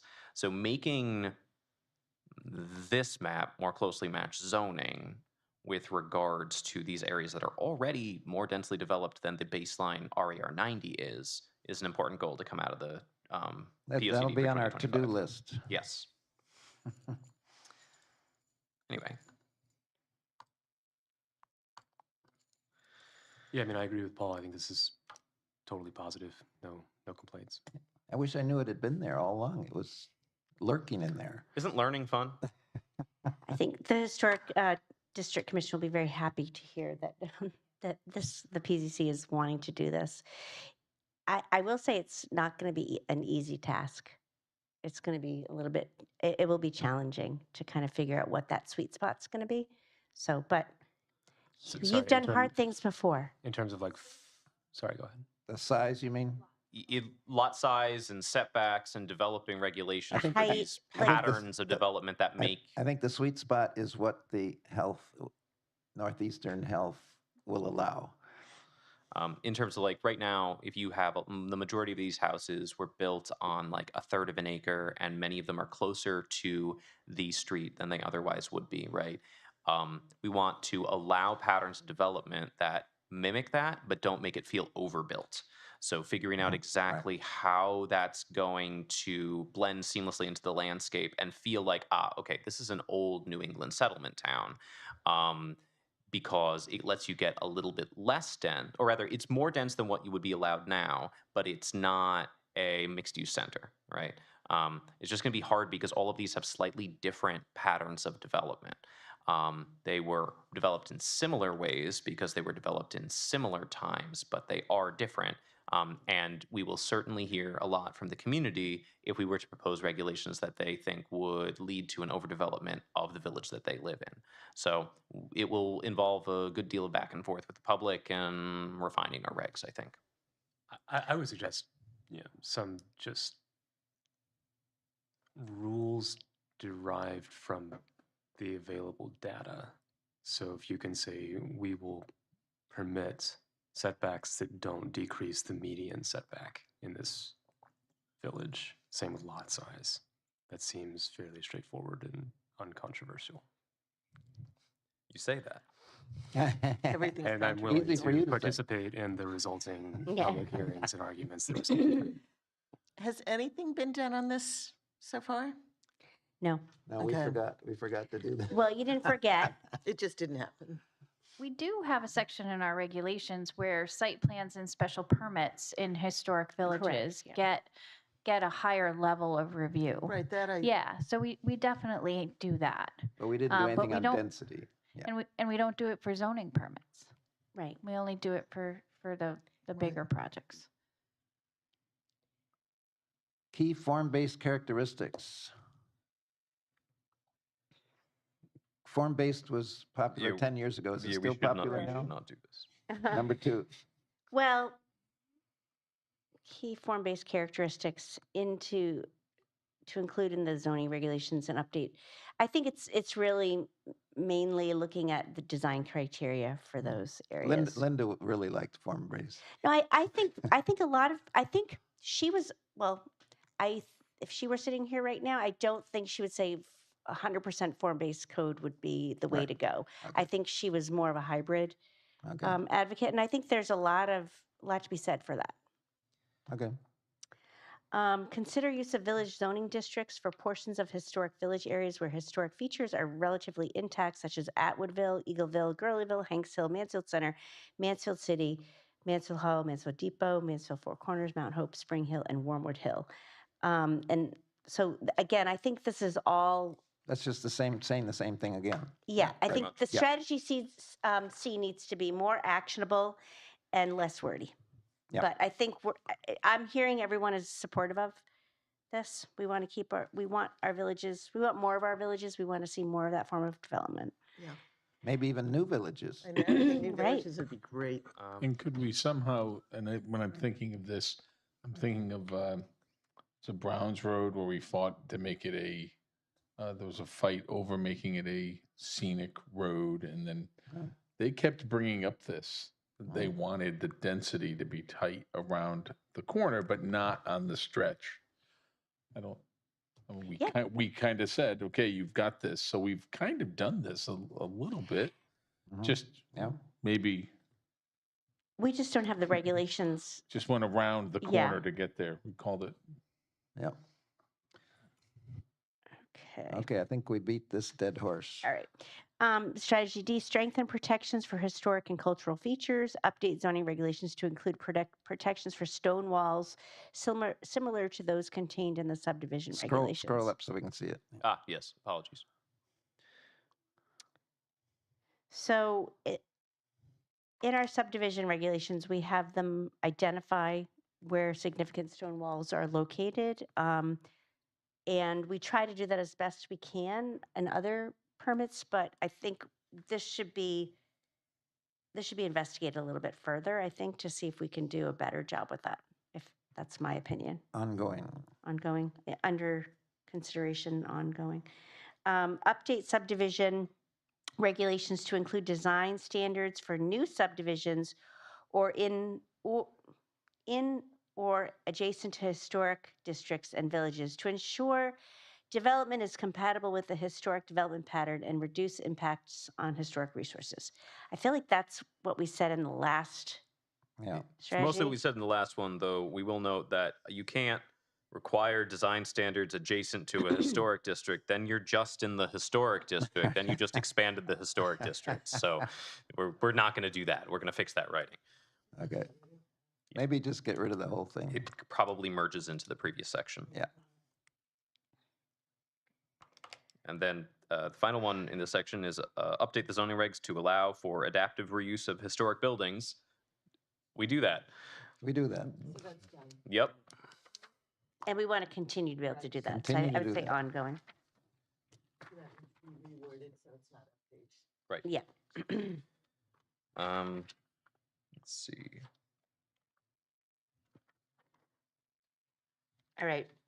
Strategy E, establish regulations that encourage compact village-style development in designated mixed-use center and compact residential areas with public water and sewer. Okay. We've been doing that. Yep. Yeah.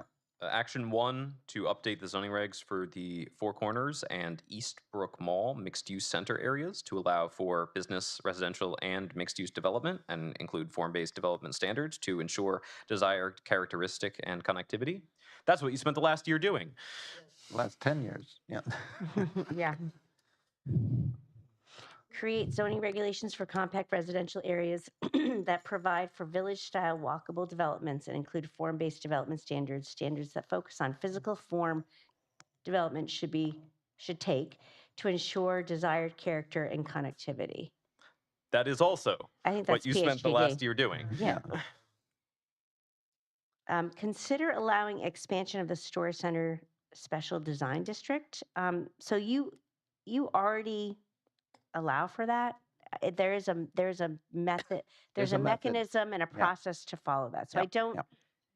I think that's can be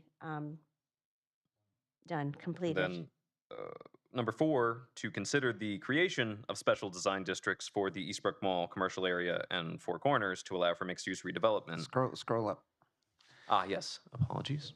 Well, you kind of don't need to do this because with the PHDD in place, you can do that kind of redevelopment without needing their own special design districts. They just kind of fall into the special design, the design district that you would land. Well, what you mean for the plan?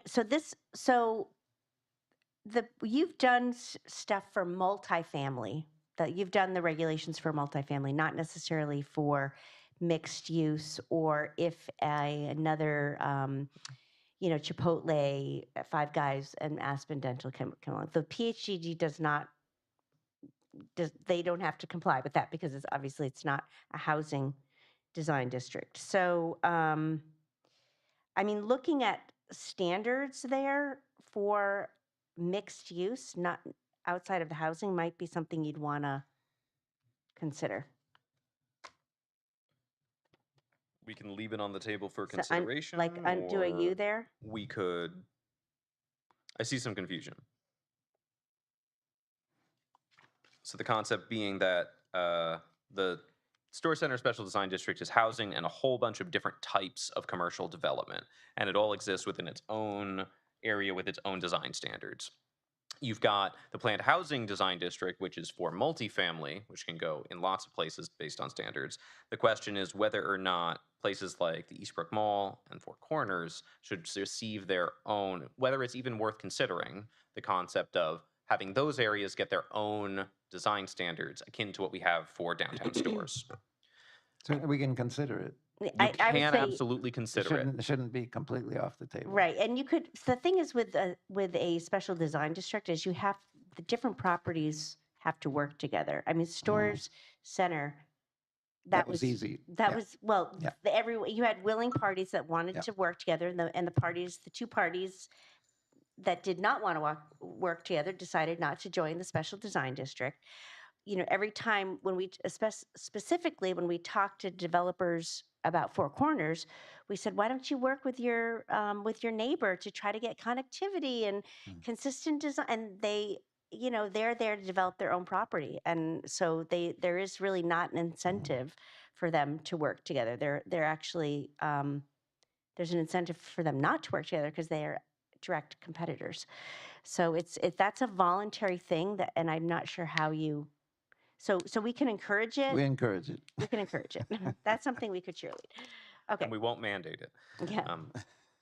So, Mr. Chair, just we're moving on to chapter 5. We finished chapters 2, 3, and 4 here.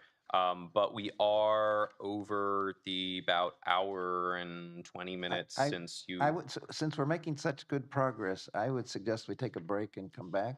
Are people willing to put some more time in today? So 1, I think we're 2, getting a lot done. 4, As long as we're all here, might 5, as well. 6. Shall we 7, do 8. a 5-minute Yes. recess? 10-minute recess? You've got about 16 more pages. So You're a little less than halfway through. Yeah, if you don't mind continuing, do we want to just continue? get it done. Okay, Okay. okay, 5-minute break. Thank you, Mr. Chair. Recess for 5 minutes. Recording stopped.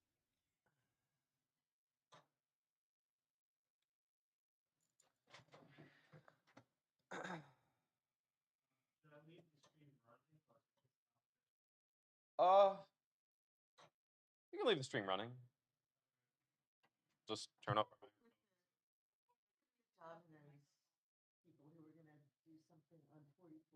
What is now Crispy Sicilian? Yeah. Wasn't that?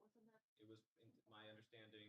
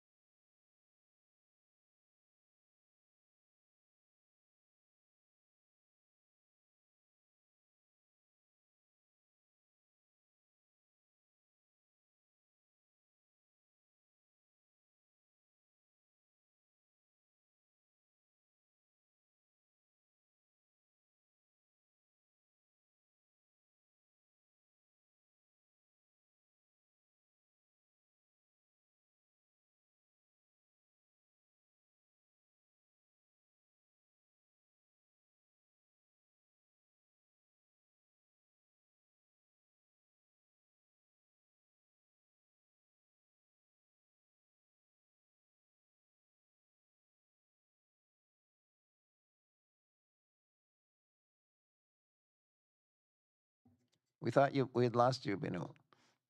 You're here. I'm here. Okay, great.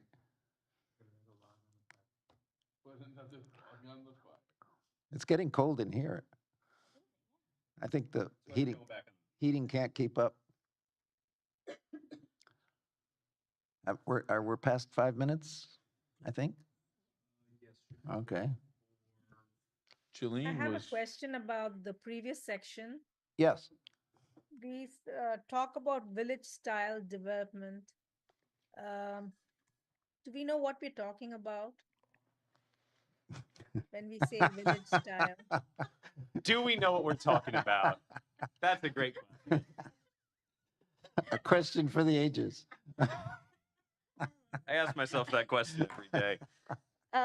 Short answer, no. I think part of this is that we do have these villages that have been sort of defined and described, but part of that's why the regulations. It seems like it might be easy to do these regulations, but to kind of it's going to take some thought to kind of figure out what the standards should really be. So do we know what we're talking about? I think we need to understand the characteristics of each of these villages because they're all unique. And Yeah, we're gonna so record this. Start recording. yeah, so we can start. Alright. So anyways, we can resume the Recording in meeting. progress.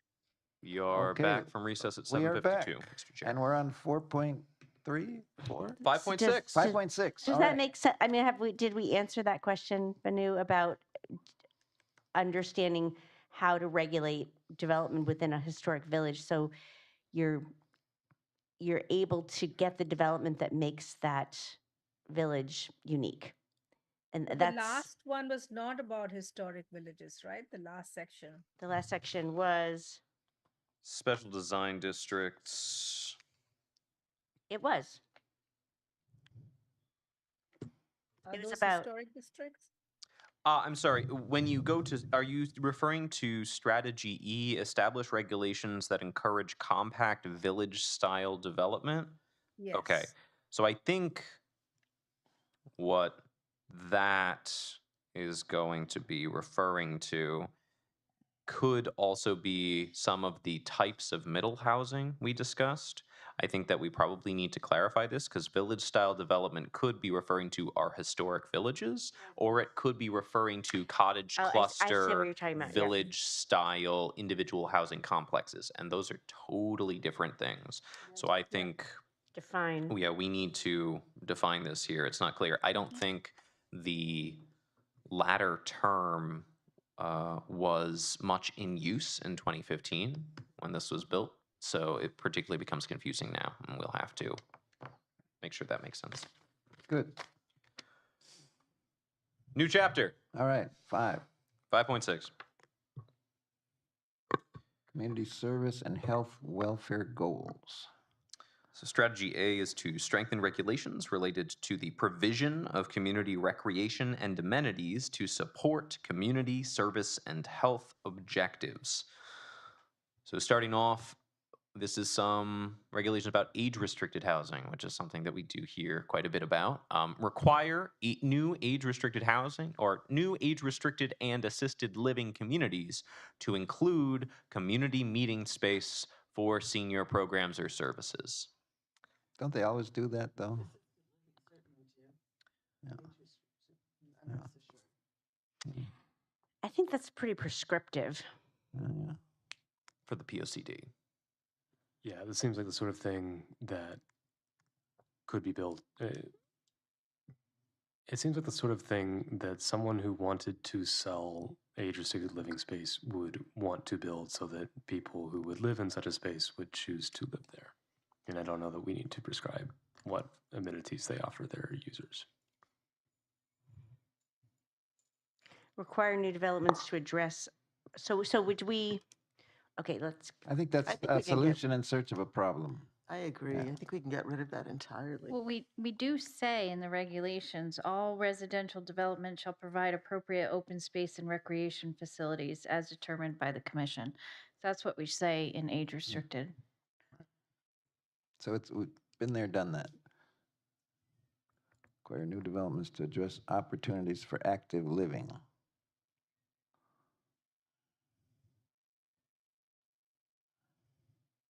We do actively encourage opportunities for recreation, both on-site and with connections to existing sidewalks and other such things.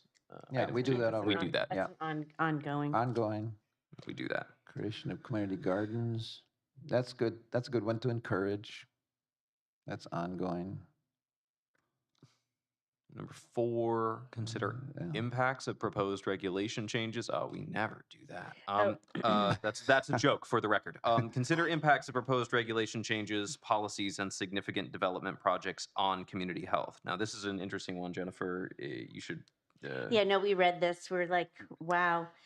So key health concerns identified Paul, in yeah. Mansfield are incidents of liver disease, lung disease, and alcohol-related deaths. Considerations of health impacts could be targeted to how policies, regulations, and new developments can have a positive impact on these community health issues. This I seems take so that out of out. line for planning and Take zoning. that I think out. so. I think we're already doing that by trying to create, we have our sustainability principles. We're trying to create walkable communities. I think if you create a good community, Package stores. that's going to be a result of that. So I But think we're going to say just, We've already covered that, yeah. yeah. Yeah, let's eliminate that. That's a weird one from last time. Somebody was just, I'm curious about the discussion that led to that being. Me put in too. here. Me too. Isn't it fun that we have recordings now? No, I think we were engaged in a federal grant Oh, that okay. was called Plan for Health. And I think Oh, that, okay. so I think that probably came from that. farm friendly. Yeah, anyway, that was chapter 5. Another chapter down. 6. Wow. All right. Done. Farm friendly and support business retention and expansion efforts while protecting community character. That's broad. That sentence would get an F in an English class. Mm-hmm. So we're going to put a rewrite next to that one. Strategy A is to reduce barriers to business growth in the zoning and subdivision regulations. Action A, or Action 1, revise the subdivision process and requirements to distinguish between single-family subdivisions and non-residential / multifamily residential subdivisions. Yeah, you can't do that.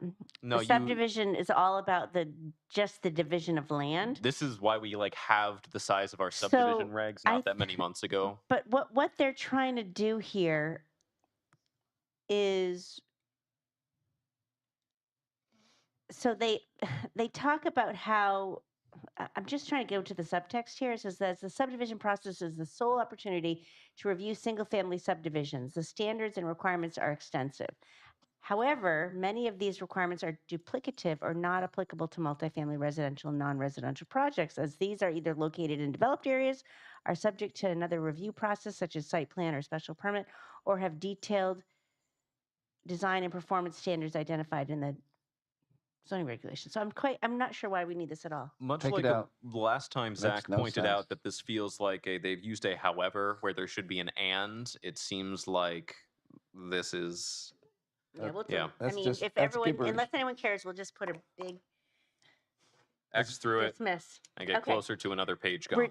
Reduce the number of business, this is the second one, reduce the number of business uses Scroll needing up, special scroll up. permit approval by including more robust development standards for specific uses to ensure quality development.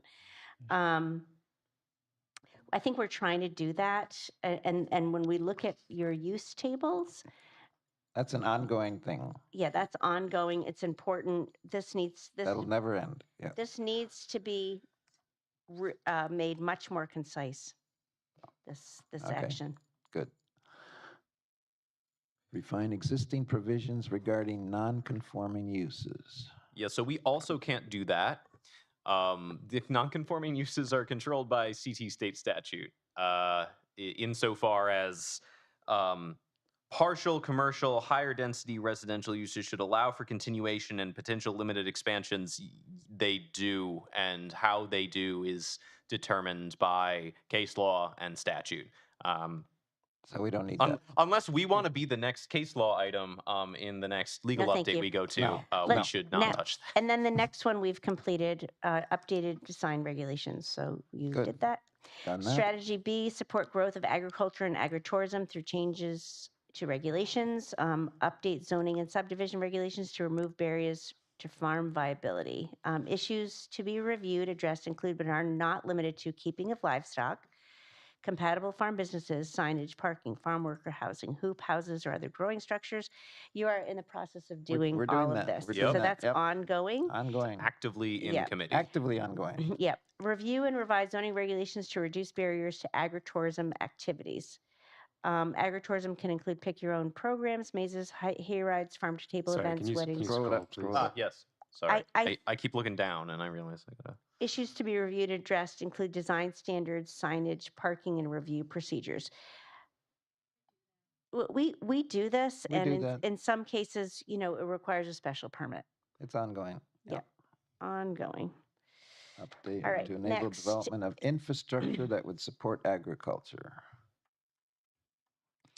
So We're kind of partnered with organizations that work on this as the town in terms of the Willimantic Community Kitchen Click, help with small farms processing and aggregating by pooling resources, and the town does work with them, Taste of Mansfield through the town, but it's I think not what- really a PCC. I think this gets really to, a lot of farmers you hear over and over in the farm community that they want a slaughterhouse. Slaughterhouses are not really permitted in many towns, but slaughterhouses are not the same. They've gotten, I think my understanding is that they've cleaned up their act a lot. It's not as dirty of a business as before. We do not permit slaughterhouses here, but there may be cases where, the right business, it might be appropriate in the right area. So I think this again should be made more concise, but how do people feel about having, things like composting, processing, having distribution for agricultural products? Here in Mansfield, there really isn't any of that. Like somewhere in the Yeah. Pleasant Valley commercial area. Yeah, in the right location. Yep. Yeah. So ongoing. All right. Ongoing. I would maybe draw a distinction between those sort of processing facilities and like a farm. I would call the former maybe even industrial development. And I think, I'm not saying that is a bad thing, but I wouldn't group it together with a farm. No, it's not agriculture. It's Yeah. it's infrastructure that would support agriculture. Yeah, but it would not be a farm. Yeah, So yeah, as long as we're not saying like all of these developments are permitted within our agricultural zones. no. Yeah, no. I think that would that's not how I viewed it. But Clear. So right Yeah. now, we don't allow level 5 CDC research and development, right? We have to go up to level 2 for number 1 under For You're the R&D. expert at this. You're the one who would R&D, know. we don't have a lot of R&D areas except for like on Yukon campus, which we have no jurisdiction over. But if you Right. look at our R&D zone, we really don't have one. Yeah. So Is there one in Southern? should we, It's not well, we conforming. that's something we can take a look at, I guess. What level we want to encourage. So support, a support expansion of research and development and light industrial uses in appropriate locations. So update zoning regulations for areas designated as mixed-use centers and commercial in the future land use plan to allow R&D uses. Right now, as I said, we really don't allow R&D anywhere. And that's In a our real. regulations, we don't allow it? There are zones. So the institutional zone, and then there's the There's zone there's RDLI, Yes. which is research development light from- industry. yeah. We have a zone for it, but right now it only is on the northern part of the Yukon industrial research development complex. Hypothetically, that zone could be appropriate other places if somebody was to come in with a proposal and say, we want a research and development campus. We'd like to put it here. We think it's appropriate. Here are your regs, yada, yada, yada, like landing any other zone. So Yeah, I don't think we want to rule it out completely. So under consideration? Yeah. Yeah. Good. Okay. Limit R&D businesses with biological laboratories to labs that meet the CDC criteria for biosafety levels 1 and 2 until additional research is I'm done sorry, to Scroll it up, determine. scroll it up. Please scroll. Yep, yep, yep, yep, yep, yep, yep, yep. To determine whether there are any areas where biosafety level 3 lab could be located with appropriate safeguards and review procedures. Biosafety level 4 lab should not be allowed. Again, this does feel a little bit prescriptive in terms of making a final, this should not be allowed statement. Yeah, I think that we'd look at them on a case-by-case basis. Yeah. Well, first you'd have to allow R&D, and then you'd have to Right. kind of describe what kind of use Right. within that. And then you'd have to look at it, in different locations where that's acceptable. Okay. So I think that's under a U. Yep. Update zoning regulations in areas designed for mixed-use centers and commercials to allow light and industrial uses. Again, I would think that's a U. Yep. Yep. Develop design standards and guidelines for R&D and light Sorry, industrial. sorry. Didn't we actually already do this? There is a light industrial use zone? Yep, but you don't have, light industrial uses include uses such as warehouses, wholesale facilities, and limited assembly production activities. So and we don't have any of those uses that are permitted. So the gap here is the definition of the light industry zone. We have a zone We have a zone, we just don't have the uses that are permitted within that zone. Yeah. because we have, or because this is Yeah. the Welcome to our world. yes, Yeah. because this is the mixed use center Yeah. zone or our commercial zones, right? So we have our planned business districts, right? That would be a commercial zone. So this is proposing updating the zoning regs to allow light industrial uses in commercial areas as opposed to just As the opposed research to just the development light and LI, industrial zone. right? Yeah. I see. Right. So allowing limited light industry in your commercial areas as opposed to restricting it all to that zone that really only exists on Yukon property. So that's under consideration. It's a maybe. There could be an appropriate use at some point in the future. Yeah. Develop design standards and guidelines for R&D and light industrial uses, as well as appropriate industrial performance standards.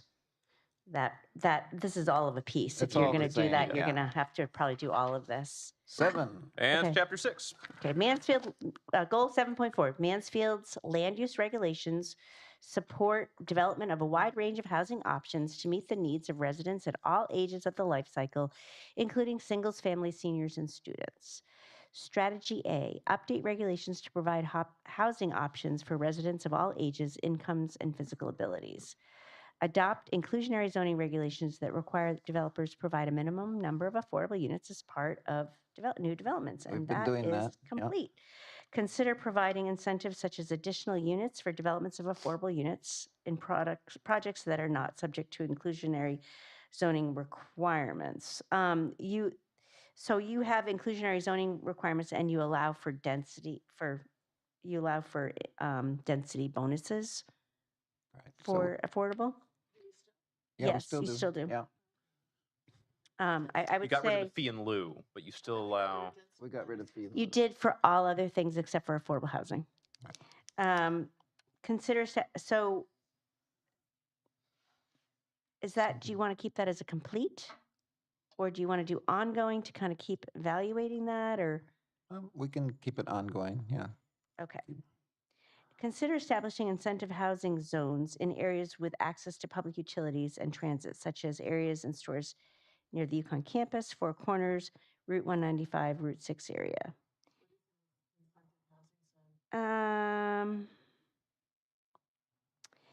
These, let's see, to preserve. I have to do more research on that. We don't talk about I them a think lot. we don't, and I think they were a thing. I think they were more popular back when this plan was. I think that's out of Banu, fashion. Yeah. did you know? Yeah, that incentive housing zone was a term used around that when responsible growth and all were a thing. in the Yeah. state. OPM floated a new program, incentive housing zones program. I don't think we use it anymore. Yeah, I think it's more our affordable housing requirements and the regulations really, I think, are a better way to go because to me, this incentive housing zone, you're sort of bringing in affordable housing all to one area. And I don't think that's a good practice or No. one. It's one of those things that Connecticut struggles against because historically that's happened wound up with wealth segregation, which has been a very prevalent issue in Connecticut. So the new affordable housing regs are to forcibly push back against that. So we, Abandoned? so yeah, It's abandoned. Yeah. abandoned. And for number 2, instead of consider, since we are already doing it, continue providing incentives. Yeah. Yes, continue. Don't even have to change a whole word on that one. Okay. Back out. Update zoning Less regulations work. to encourage provision of accessible units. Yeah, well, we do encourage accessible units. We could say continue to here. Continue, yeah. Yeah, and subdivision has to come out of there. Yep, you're right. Subdivisions don't Various involve types of use. senior. 5, to include provisions for various types of senior housing, including assisted living and continuing care retirement communities. We have that, I believe. We already have that, don't we? No, we don't. We don't allow that? We have age restricted, but we don't have Continuing care. we don't have a use that is continuing care retirement community. So that would be a zone change, I think. So I think that's something we'd want to We haven't accomplished that yet. let's We have continued to hear from people that there is a dearth of senior housing. And so, continuing that. Update zoning and subdivision regulations. Yeah, it's a dearth of all housing. There's a dearth just of- to be yeah. extremely clear. There's not a dearth of luxury apartments. The price of luxury apartments would Right. offer a counter argument. Right. For co-housing. Update zoning and subdivision regulations to allow for co-housing and other alternative housing models. So we don't allow co-housing now. well, I mean, So what's that's where people share, that's where people share a piece of land, right? And they have different houses on it it. sounds like a condo to me, but I think that's a different model. Like I think there's one north of New Haven that's being built right now. yeah, there's like a lot of them.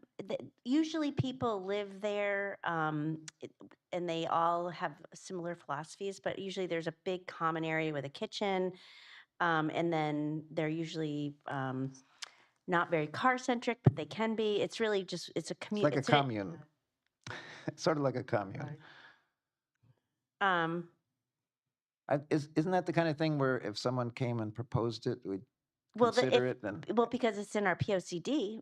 Yeah. We were like, yeah, it's in our since POCD. it's in our PODs, Yeah, yeah, so that let's makes it do a easier. U for under okay. consideration. So just leave it, yeah, under. And maybe we could make it clearer. So that's an example of why it's good to have all Yeah, these things exactly, in the PLCD, right. even if it seems long. Strategy B, update. Sorry, update regulations to encourage development of appropriately designed multifamily housing within designated mixed-use centers and compact residential areas. I'm gonna have you read this. We're one, doing Chris. that. Yep. Update zoning regs provide design and management standards for multifamily housing. Yep. Yes, we do that. Revise the definition of family to allow more than 3 unrelated persons to live in apartments. So that is not what we do. As a matter of fact, we Perhaps that should be under consideration. it should be under consideration. Also, I think it's only us insofar as we put it in the zoning regs, but it is primarily administered by housing. Well, no, it's in zoning. Yeah, it's Has to be governed in- by the definition of family. So, yeah. Is this principled? Like, can you change the definition of housing based on the type of, change the definition of family based on the type of housing they live in? No. No, That is you what it says. you can have a yes. So No, I'm sorry. No, so it says, that the yeah. current restriction should continue to be applied to condominium, single family, two family, and small. It literally is using a different definition for the word family. Yes, so that's completely indefensible and not going to happen. No, so we have to have a definition of family, and then we can define a housing unit as having a family in it, which is what we do now in order to prevent overcrowding, principally in structures. But while that has not been challenged successfully in a court of law, I think that although I am not an attorney, I would not be far-fetched to say that it would be far more tenuous to start deciding certain housing types get a different definition of family. Yeah, but We again, should- that is the literal words on the page. Yeah, we got to right? strike this one.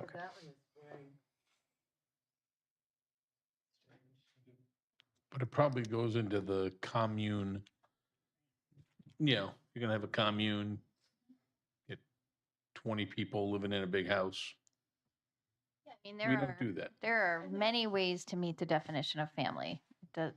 Many, many ways. So it's not just three unrelateds. It's Well, Okay. I kind of agree with that 3 people shouldn't apply to every single possible place in the town.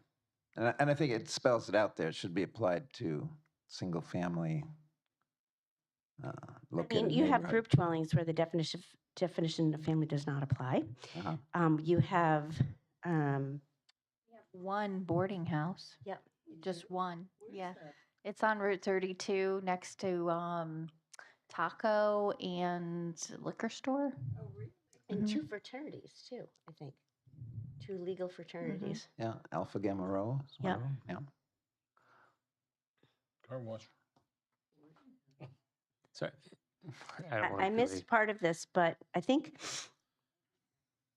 Yeah, I don't want to belabor the point. How is that allowed? How do we permit boarding houses and fraternities under this The board. distinction of Yeah, so family?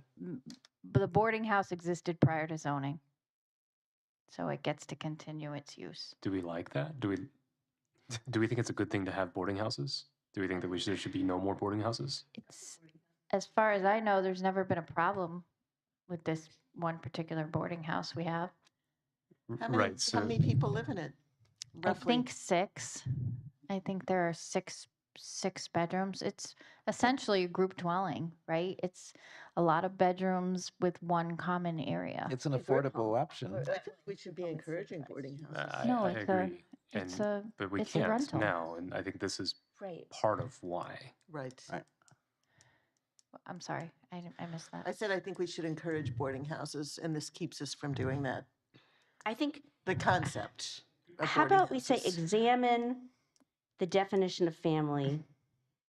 In fact, at the end of this meeting, I was going to talk, I wanted, the president of the Connecticut APA gives a great presentation about,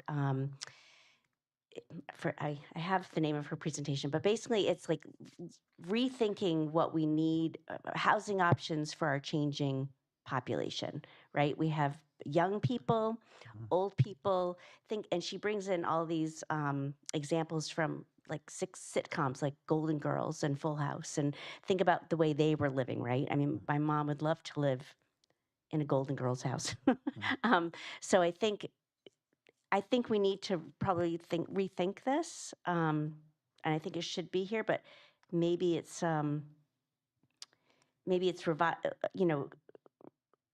examine the or consider revising the definition of family, and also looking at other housing options. Yeah, I think Yes, the clear yes. subtext.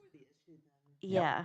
I think the clear subtext is that people are renting out their houses to groups of college students, and we think that's not good, and that certainly drives up the price of residential housing because there's an extremely Right. lucrative option to selling. Yep. Go ahead. And it feels like, is there a more direct way to speak to that issue than this? Because really, the issue is that we want to limit the number of students living together in neighborhood houses, Do we right?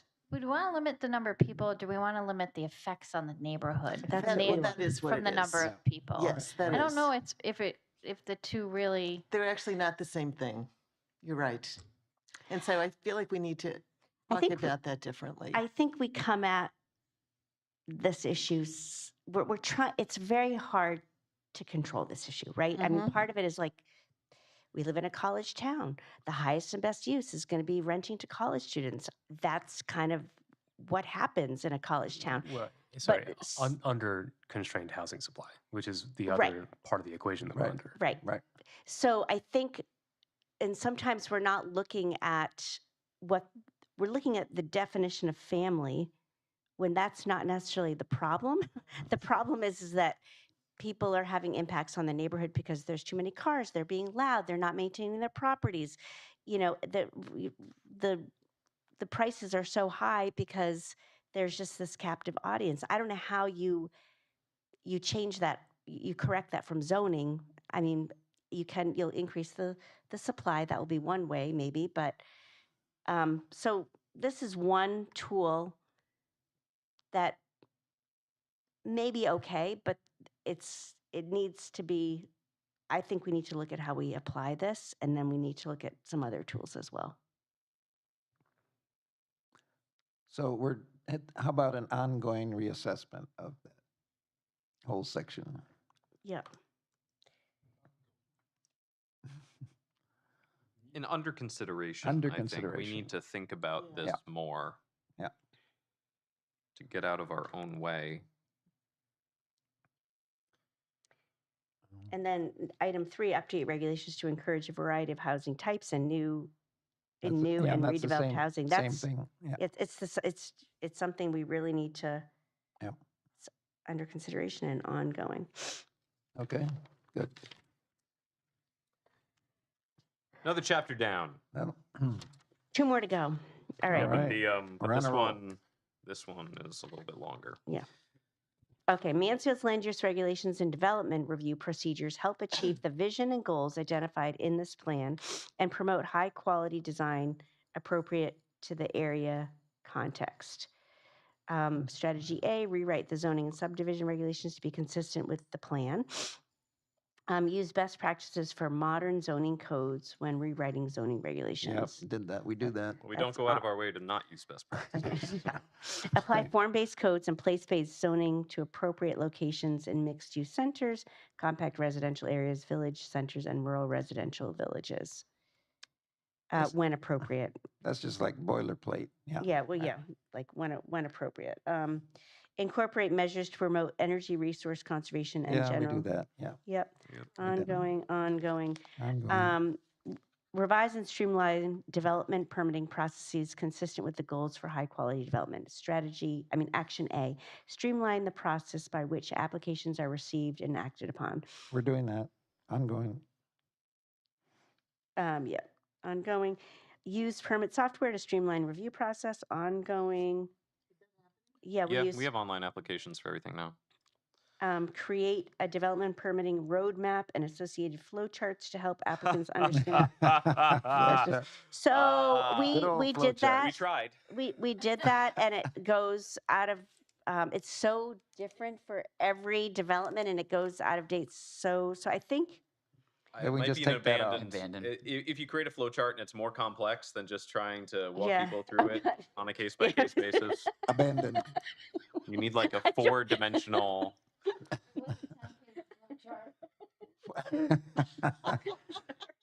It wasn't helpful. We could.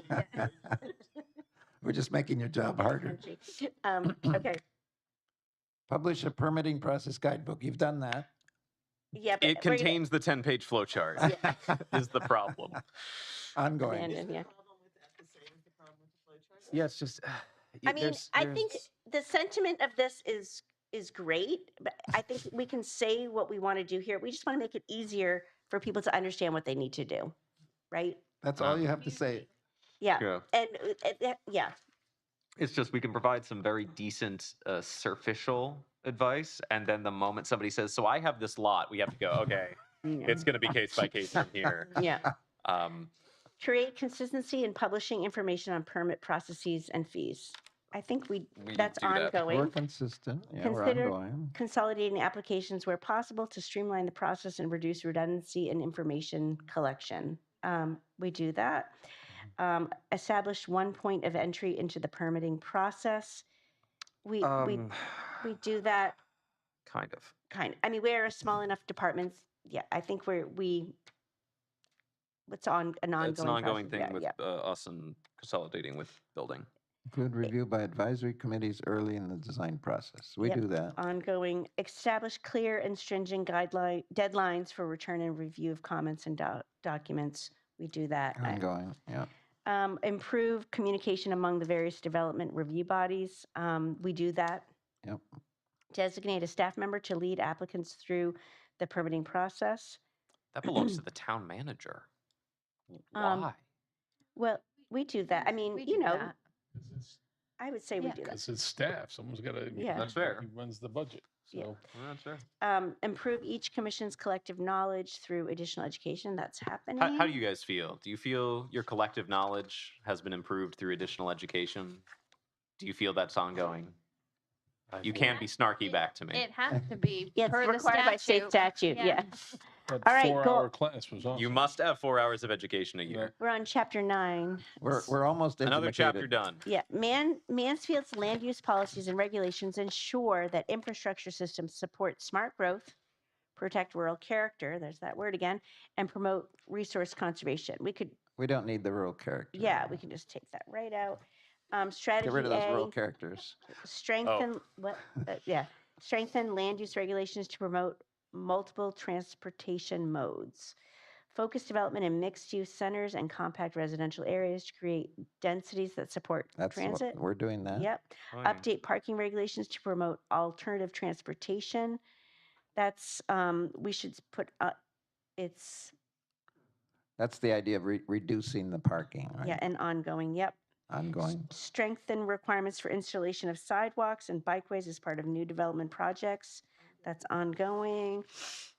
Strengthen land use regulations to prevent sprawl and support development consistent with the future land use strategy and community design goals. The Update- word sprawl is probably used incorrectly there.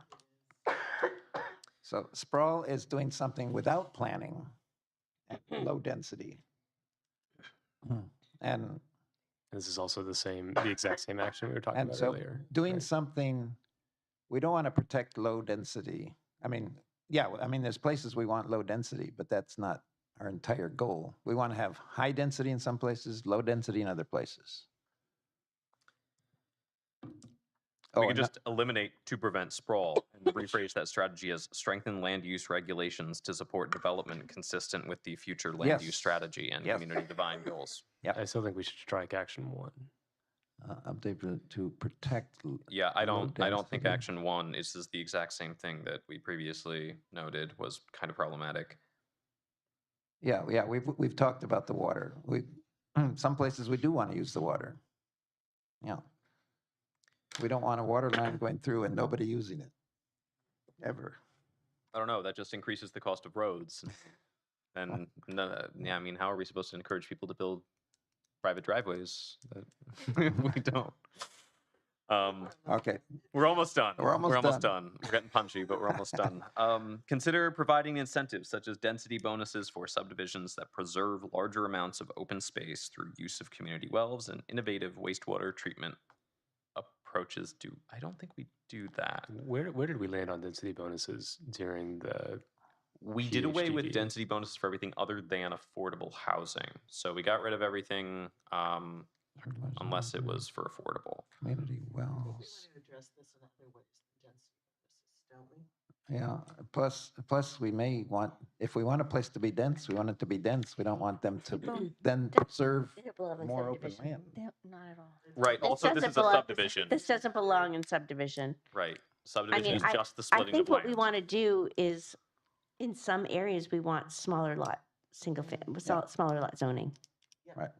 So it's not, I think it's abandoned this. There's a theme going through this that it's always we want more open space, open space, open space. Sometimes we don't want open space. I think we need to decide when we want it and when we don't want it. I love open space. I'm a big advocate for it, and you can't have it unless you concentrate elsewhere. Right. Right. So, But in those areas where you're concentrating, then you shouldn't say, let's have open space. no, you need to provide different amenities, and then Yes. you are in a matrix of open space around you that you can then Right. go out and engage with. Right. It says strengthen open space dedication requirements for new developments and redevelopment to encourage creation of networks of public spaces for recreation, habitat, connectivity, water quality, and active transportation. I think that's what we're We trying to do get at before. Yeah. That's ongoing. And then it's like continue that we need to I add. actually think we do that. We do. Because when you look We at do that, yeah. Stores Four Corners, we've had them put the bridge so they Yeah. could walk, so they can go between the two properties, they go into. We've done it. Strengthen regulations to support resource conservation, reuse, and recycling efforts. Update zoning and subdivision regulations to incorporate requirements, incentives for water conservation into site design development. So this is ongoing. You did have density bonuses for adding that in multifamily. Like if you were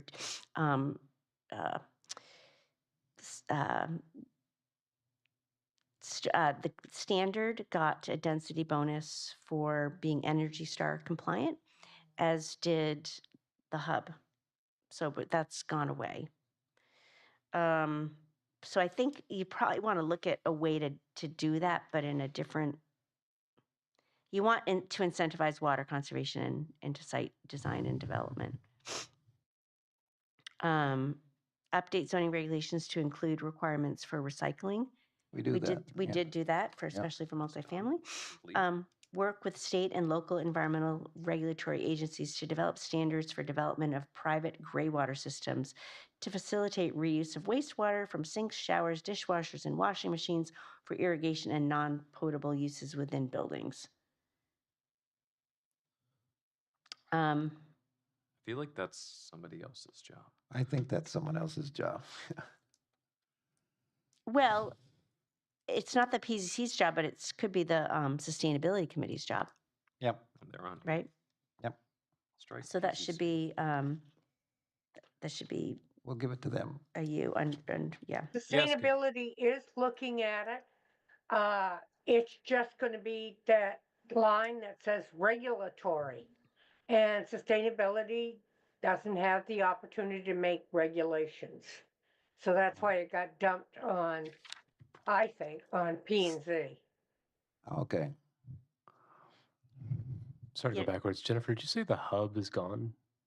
No, the hub's still here. I Oh. mean, the hub is going to be built. It's not here Okay, yet. I just but wanted. yeah. It's half gonna of be it is half of Yeah, it is yeah. sort of here. I Yeah, should. they're I must have they're misheard about you. to pull their zoning permit for the north side. Okay. Renewable energy. All right, includes specific provisions related to the development of solar. We haven't done much of that, right? I don't believe so. Related to the development. Don't recall. We have some things about solar, but I think they're mostly about permitting of solar. Yeah, allowable locations, we've done that. Yeah, Um, maximum angles of roof-mounted solar panels? Based on visibility? Oh, I don't understand that. Yeah, I would strike that. you wouldn't believe what people regulate. So Actually, you probably would. Yeah, oddly Yeah. specific. I think people can have any angle they want, even angles that don't work.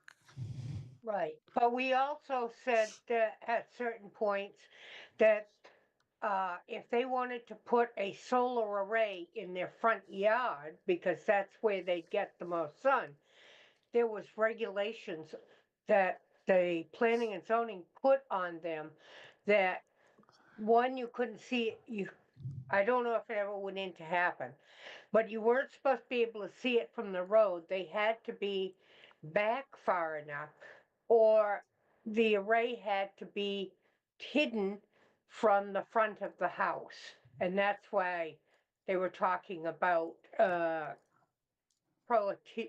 prohibitions of it. Don't agree with that. I think that people should be allowed to put solar panels on their I agree. land. And Yeah. I also wanted them to be, if they were definitely like 100 yards back or 100 feet back from the side of the road, and they put in a small line of small bushes or something like that, nobody would see them, but it wouldn't restrict the sun that they would get because their house was south facing. Yeah, we're not doing that. We're solar arrays are subject to a setback such as any structure would be. Yeah. And yeah, I think we should rewrite that to be a little less restrictive. So that,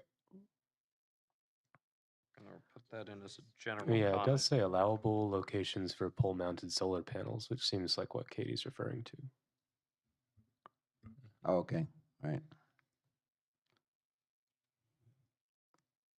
Yeah, um, that particular bullet point was because there was one large panel mounted on a pole. It's on South Eagleville. It Oh, needs to- yeah, nobody liked that one. took a while to get used to. A lot of the language was because of that and just Yeah. anticipating what would come. I don't mind it now after 10 years, though. Yeah, Yeah. It looked weird when they first put it up. yeah. We've gotten used to it. We have bigger problems than that. Now, wind turbines could be a problem. They can be noisy.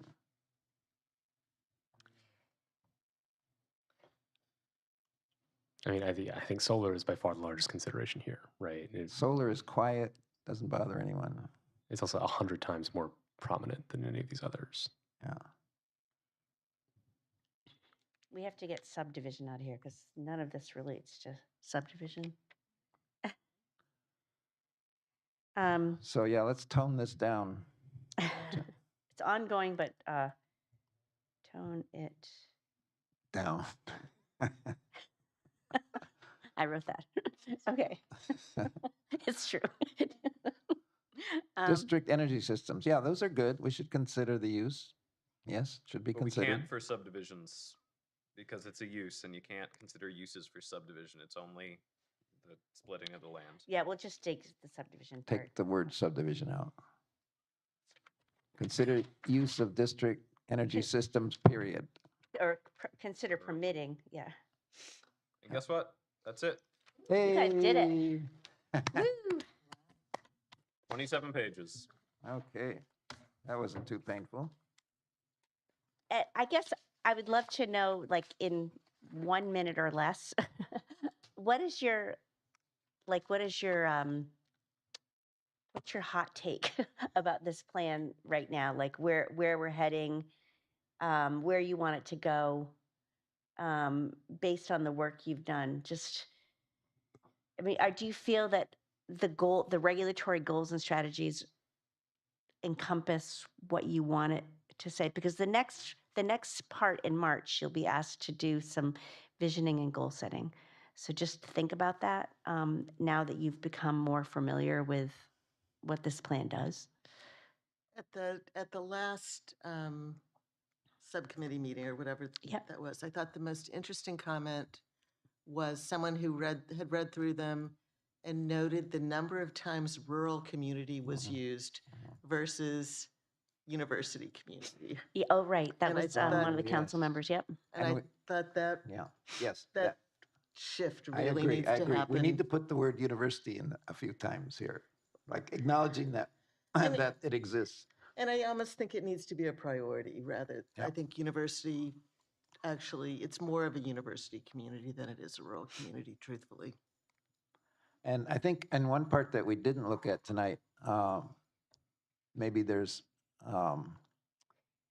maybe we could look at other university towns to see what we might want to emulate from Amherst or Ithaca or Mhm. Orono or, because, and I think we need to acknowledge that we're a university town. And The- we're trying to build a denser housing around this university. We're probably going to want to look at somewhere, not like Ithaca actually, somewhere like Binghamton, because you want a university town where the university is not subject to local control. Because in a lot of university towns, they're not state universities. So Amherst is a good idea, as is like Binghamton, other small towns that Yeah. are university dominated. But yeah, other places. One of the folks we were interviewing at one point for Northwest. one of the plans was talking about how they've worked extensively with towns that have universities in them, helping to work and design, their housing needs and make them comply to local codes. But that none of that applies here. So it's a unique circumstance even within university towns. Now, a bad example would be Kingston, Rhode Island. We don't want that. We will not disparage our good friends in Okay, Rhode Island. yes. We love Rhode Island. Any other hot takes from that side of the table or online? Is it too long? Yeah. Just cut half the obviously. words? Clearly, it is too long. Way too long. I would like to see more flexibility in the ability of people, particularly small developers, homeowners, to offer more housing options. I think we are very needlessly and counterproductively strict with our large lot sizes and our strict requirements, our family sizes.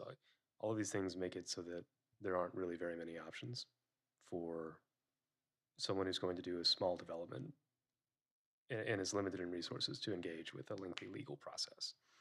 So you really only get like cookie cutter small developments or completely custom end-to-end consultant driven big developments. And I think we're really missing the in-between. The missing middle. Yeah. Right.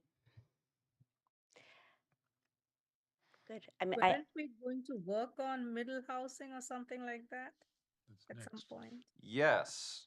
yes, that's going to happen after this plan gets adopted. Because I really think we need a couple things. First, I don't think we have the bandwidth to do this while we're working on the plan. Second is that I think one of the goals that after all this community engagement and all the working groups and ad hoc committees, I think that's going to be something that the community is going to want. And so it's going to be backed up in the plan, and then it's stronger, and hopefully it'll be a little easier to get those regulations in place is what I think is going to happen, but That I'm makes not a sense. mind reader. Okay, so should we move on? Yes. We have a proposed cell tower. Do we have any control over where cell towers are constructed? Is that a siting thing? Yes. Yep. So we But have no control. We have- can write a strongly worded letter. Yeah. So and yeah. Yeah. Yes. So yep, we're sort of and- like the public comment people. right. Right. Explain how that works for. Well, we're just starting the process, so we're not, we're going to kind of go through it. But we were notified that a property owner is looking to put a cell tower on their property. Okay. We were notified by the company, and the first thing we're going to do is staff is going to meet with them to talk about it. Word, you'll notice I just added to your packet. Word is out Yeah. already. We got 2 letters today, so. So we'll kind of go through this process and Don't cell see how phone it goes. towers usually go on the top of mountains and far from people? not Not always. Some, but some go on the top of existing buildings. That's right, yeah. Some will Sometimes put- in churches. yes. So if you read the cover letter, it talks about town input and procedural next steps. We have the option, municipalities have the option of conducting a notice public information session, and that's what we are doing. So we will be having a notice public information session where the company that is installing the cell tower will kind of come and provide details, and that's going to be on March 4th. We just worked with them last week, and I've put that on the calendar. So more information about that will be coming soon. So, and we'll send out a calendar invite for you all, but it will be they'll be running the show, they'll be presenting it, and then they'll have to notify abutters, and the abutters can come and ask questions. And then the town can also weigh in and write a letter similar to what we do for Yukon, right? So I think, the letters that are written to us to tell us to not allow it, people need to understand that we're not we're not the ones that decide this, That's correct. You are not the one. Why are we not the ones to? because it it's a goes to the siting council. The Connecticut Siting Council Oh. controls all major infrastructure approvals in the state of Connecticut. That was removed from local control. And so large electrical and power generation, major infrastructure for telecoms like this, that goes up to the state. Got it. Now, we can collect those comments and then send them a letter as an interested party. At times, there are those sitting on the siting council who will say, please answer the questions illuminated by this report before we will act. Much like when you hear from the public and you say, well, that's actually a really good point. I'd like more information on that before I make any sort of decision. The state siting council are just like you. They are elected officials who are appointed, I think, most of them. And one of them is Luann Cooley. Yeah, I was going to say Luann was on that. She's on So- the state siting council? Well, she's Yeah, the or- lawyer for them, aren't they? No, she's on the council Oh, itself. she's okay. Yeah, I think she So- did do some legal work for them, but not anymore. So, you know, this is information gathering to see if there are any adverse impacts that really should be considered. The siting council is balancing both the infrastructure need and the environmental impact. Unlike an environmental protection agency whose job is protect the environment, the siting council is balancing these needs. So they are going to weigh these things. So do we have an official role to elevate these concerns from people who live in the town? You received a notification. So because of what is the exact information? It'll say it's under the second page of that. It says so that we're having our public information session. Town input. And then we can also provide a letter, basically. I mean, I read the letter from someone who's concerned about health impacts on their child, and I imagine that is a well-researched field, and that there will be answers from the people on the siting commission as to what the effects of cell phone towers are on people. But it seems completely reasonable that those people would be able to ask that question. Yes, And they absolutely can. Yeah, so I'd be happy to, if there's an official role for us to play to mediate between them being able to ask that question in the siting committee, I'd be happy to play that role. I think they will have the opportunity to address both the company at the Public Information Center and the siting council. They can do it themselves. Then it's the proper thing for us to do to just tell them to please contact the siting commission, because we're not really Or involved come here. to the public information session and directly ask the proposed developer. Or both, right? Yep. And that is not connected to planning and zoning, that meeting. Right. It's We're going to be just here as- it's a We're public just here as information public session. people, Yep. if we want to, if we choose to be. And And then- in your capacity as the wetlands agency, if any hypothetical development that would go to the siting council would, in your opinion, have some sort of effect on wetlands, you could, as the wetlands agency, write a letter and say, hey, we have these concerns. The way this normally works is that if the environmental impact evaluations for Yukon, you know how the Planning and Zoning Commission, I usually write a letter, we go through it, and then you endorse it, then the mayor, the council endorses it, and then there's a letter that comes from both Paul and the mayor that both bodies have looked at, and usually that's probably what's going to happen here. Okay.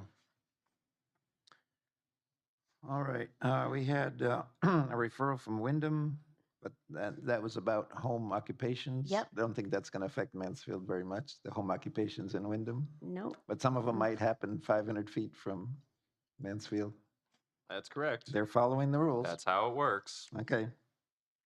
And the bar training brochure, I guess that's another opportunity for us to, and it's okay to do that if we've done it in the past, the Yeah, exact it's same because it thing? gets updated. It's only done updated. every other year, so Okay. it's definitely you're This is a exhausted. really good training. It's really good. You're This is- tired at the end. This is comprehensive, but this is And it's- the gold standard Yeah. in terms And it's of. all online, right? Yep. I Yep. did it once in person, and then I did it once online. Yeah, it's definitely worth doing.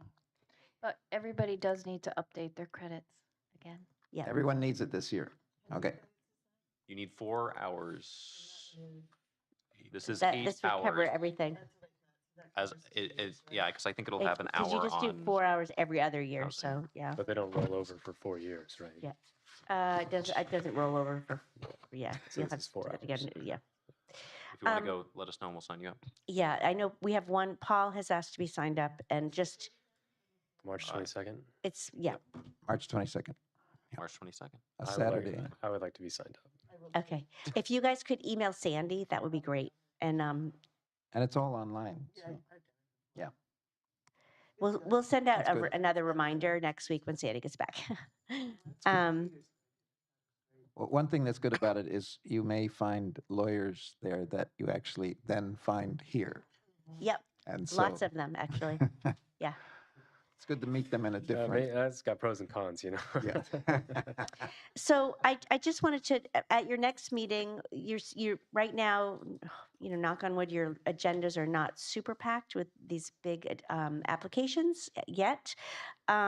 So as I mentioned, Emmeline Harrigan, who's the president of our professional association, she's going to come and do her presentation, Diversifying Housing Choice for Today's Diverse Households. She gave this at a housing forum that Michael and I attended, and then Ryan Ellsworth went to a town manager at CCM conference, and he also thought it was great. But she said that if there was anything specific that you all would like her to cover, she'd be happy to look at that. And I did send her our demographics, but I think it's stuff you all know, but it's just good to have. I think it's good to be reminded of it. Good. Yeah, I'm looking forward to that. I mean, if there's anything she has specifically for university towns, like I think we talked about Binghamton and any other comparable towns, that would be really helpful. She's from Fairfield, so there are a couple of universities there. So yeah, but they're not. They are under the town's jurisdiction. Anything else? Since our multifamily housing moratorium has ended, any developers talking about anything? So certainly inquiries, for sure. We're going to be meeting with someone on Thursday about a lot on Middle Turnpike. So definitely the PhDD is sort of being woven into the conversations pretty much all day long, every Yeah, day. yeah. So, but no applications or anything firm yet. But people are intrigued, I would say. Just a few nibbles. Okay. No strikes yet. Okay. All right. Anything else for the good of the order? If not, we're adjourned at 8:55. Thank you very much, everyone.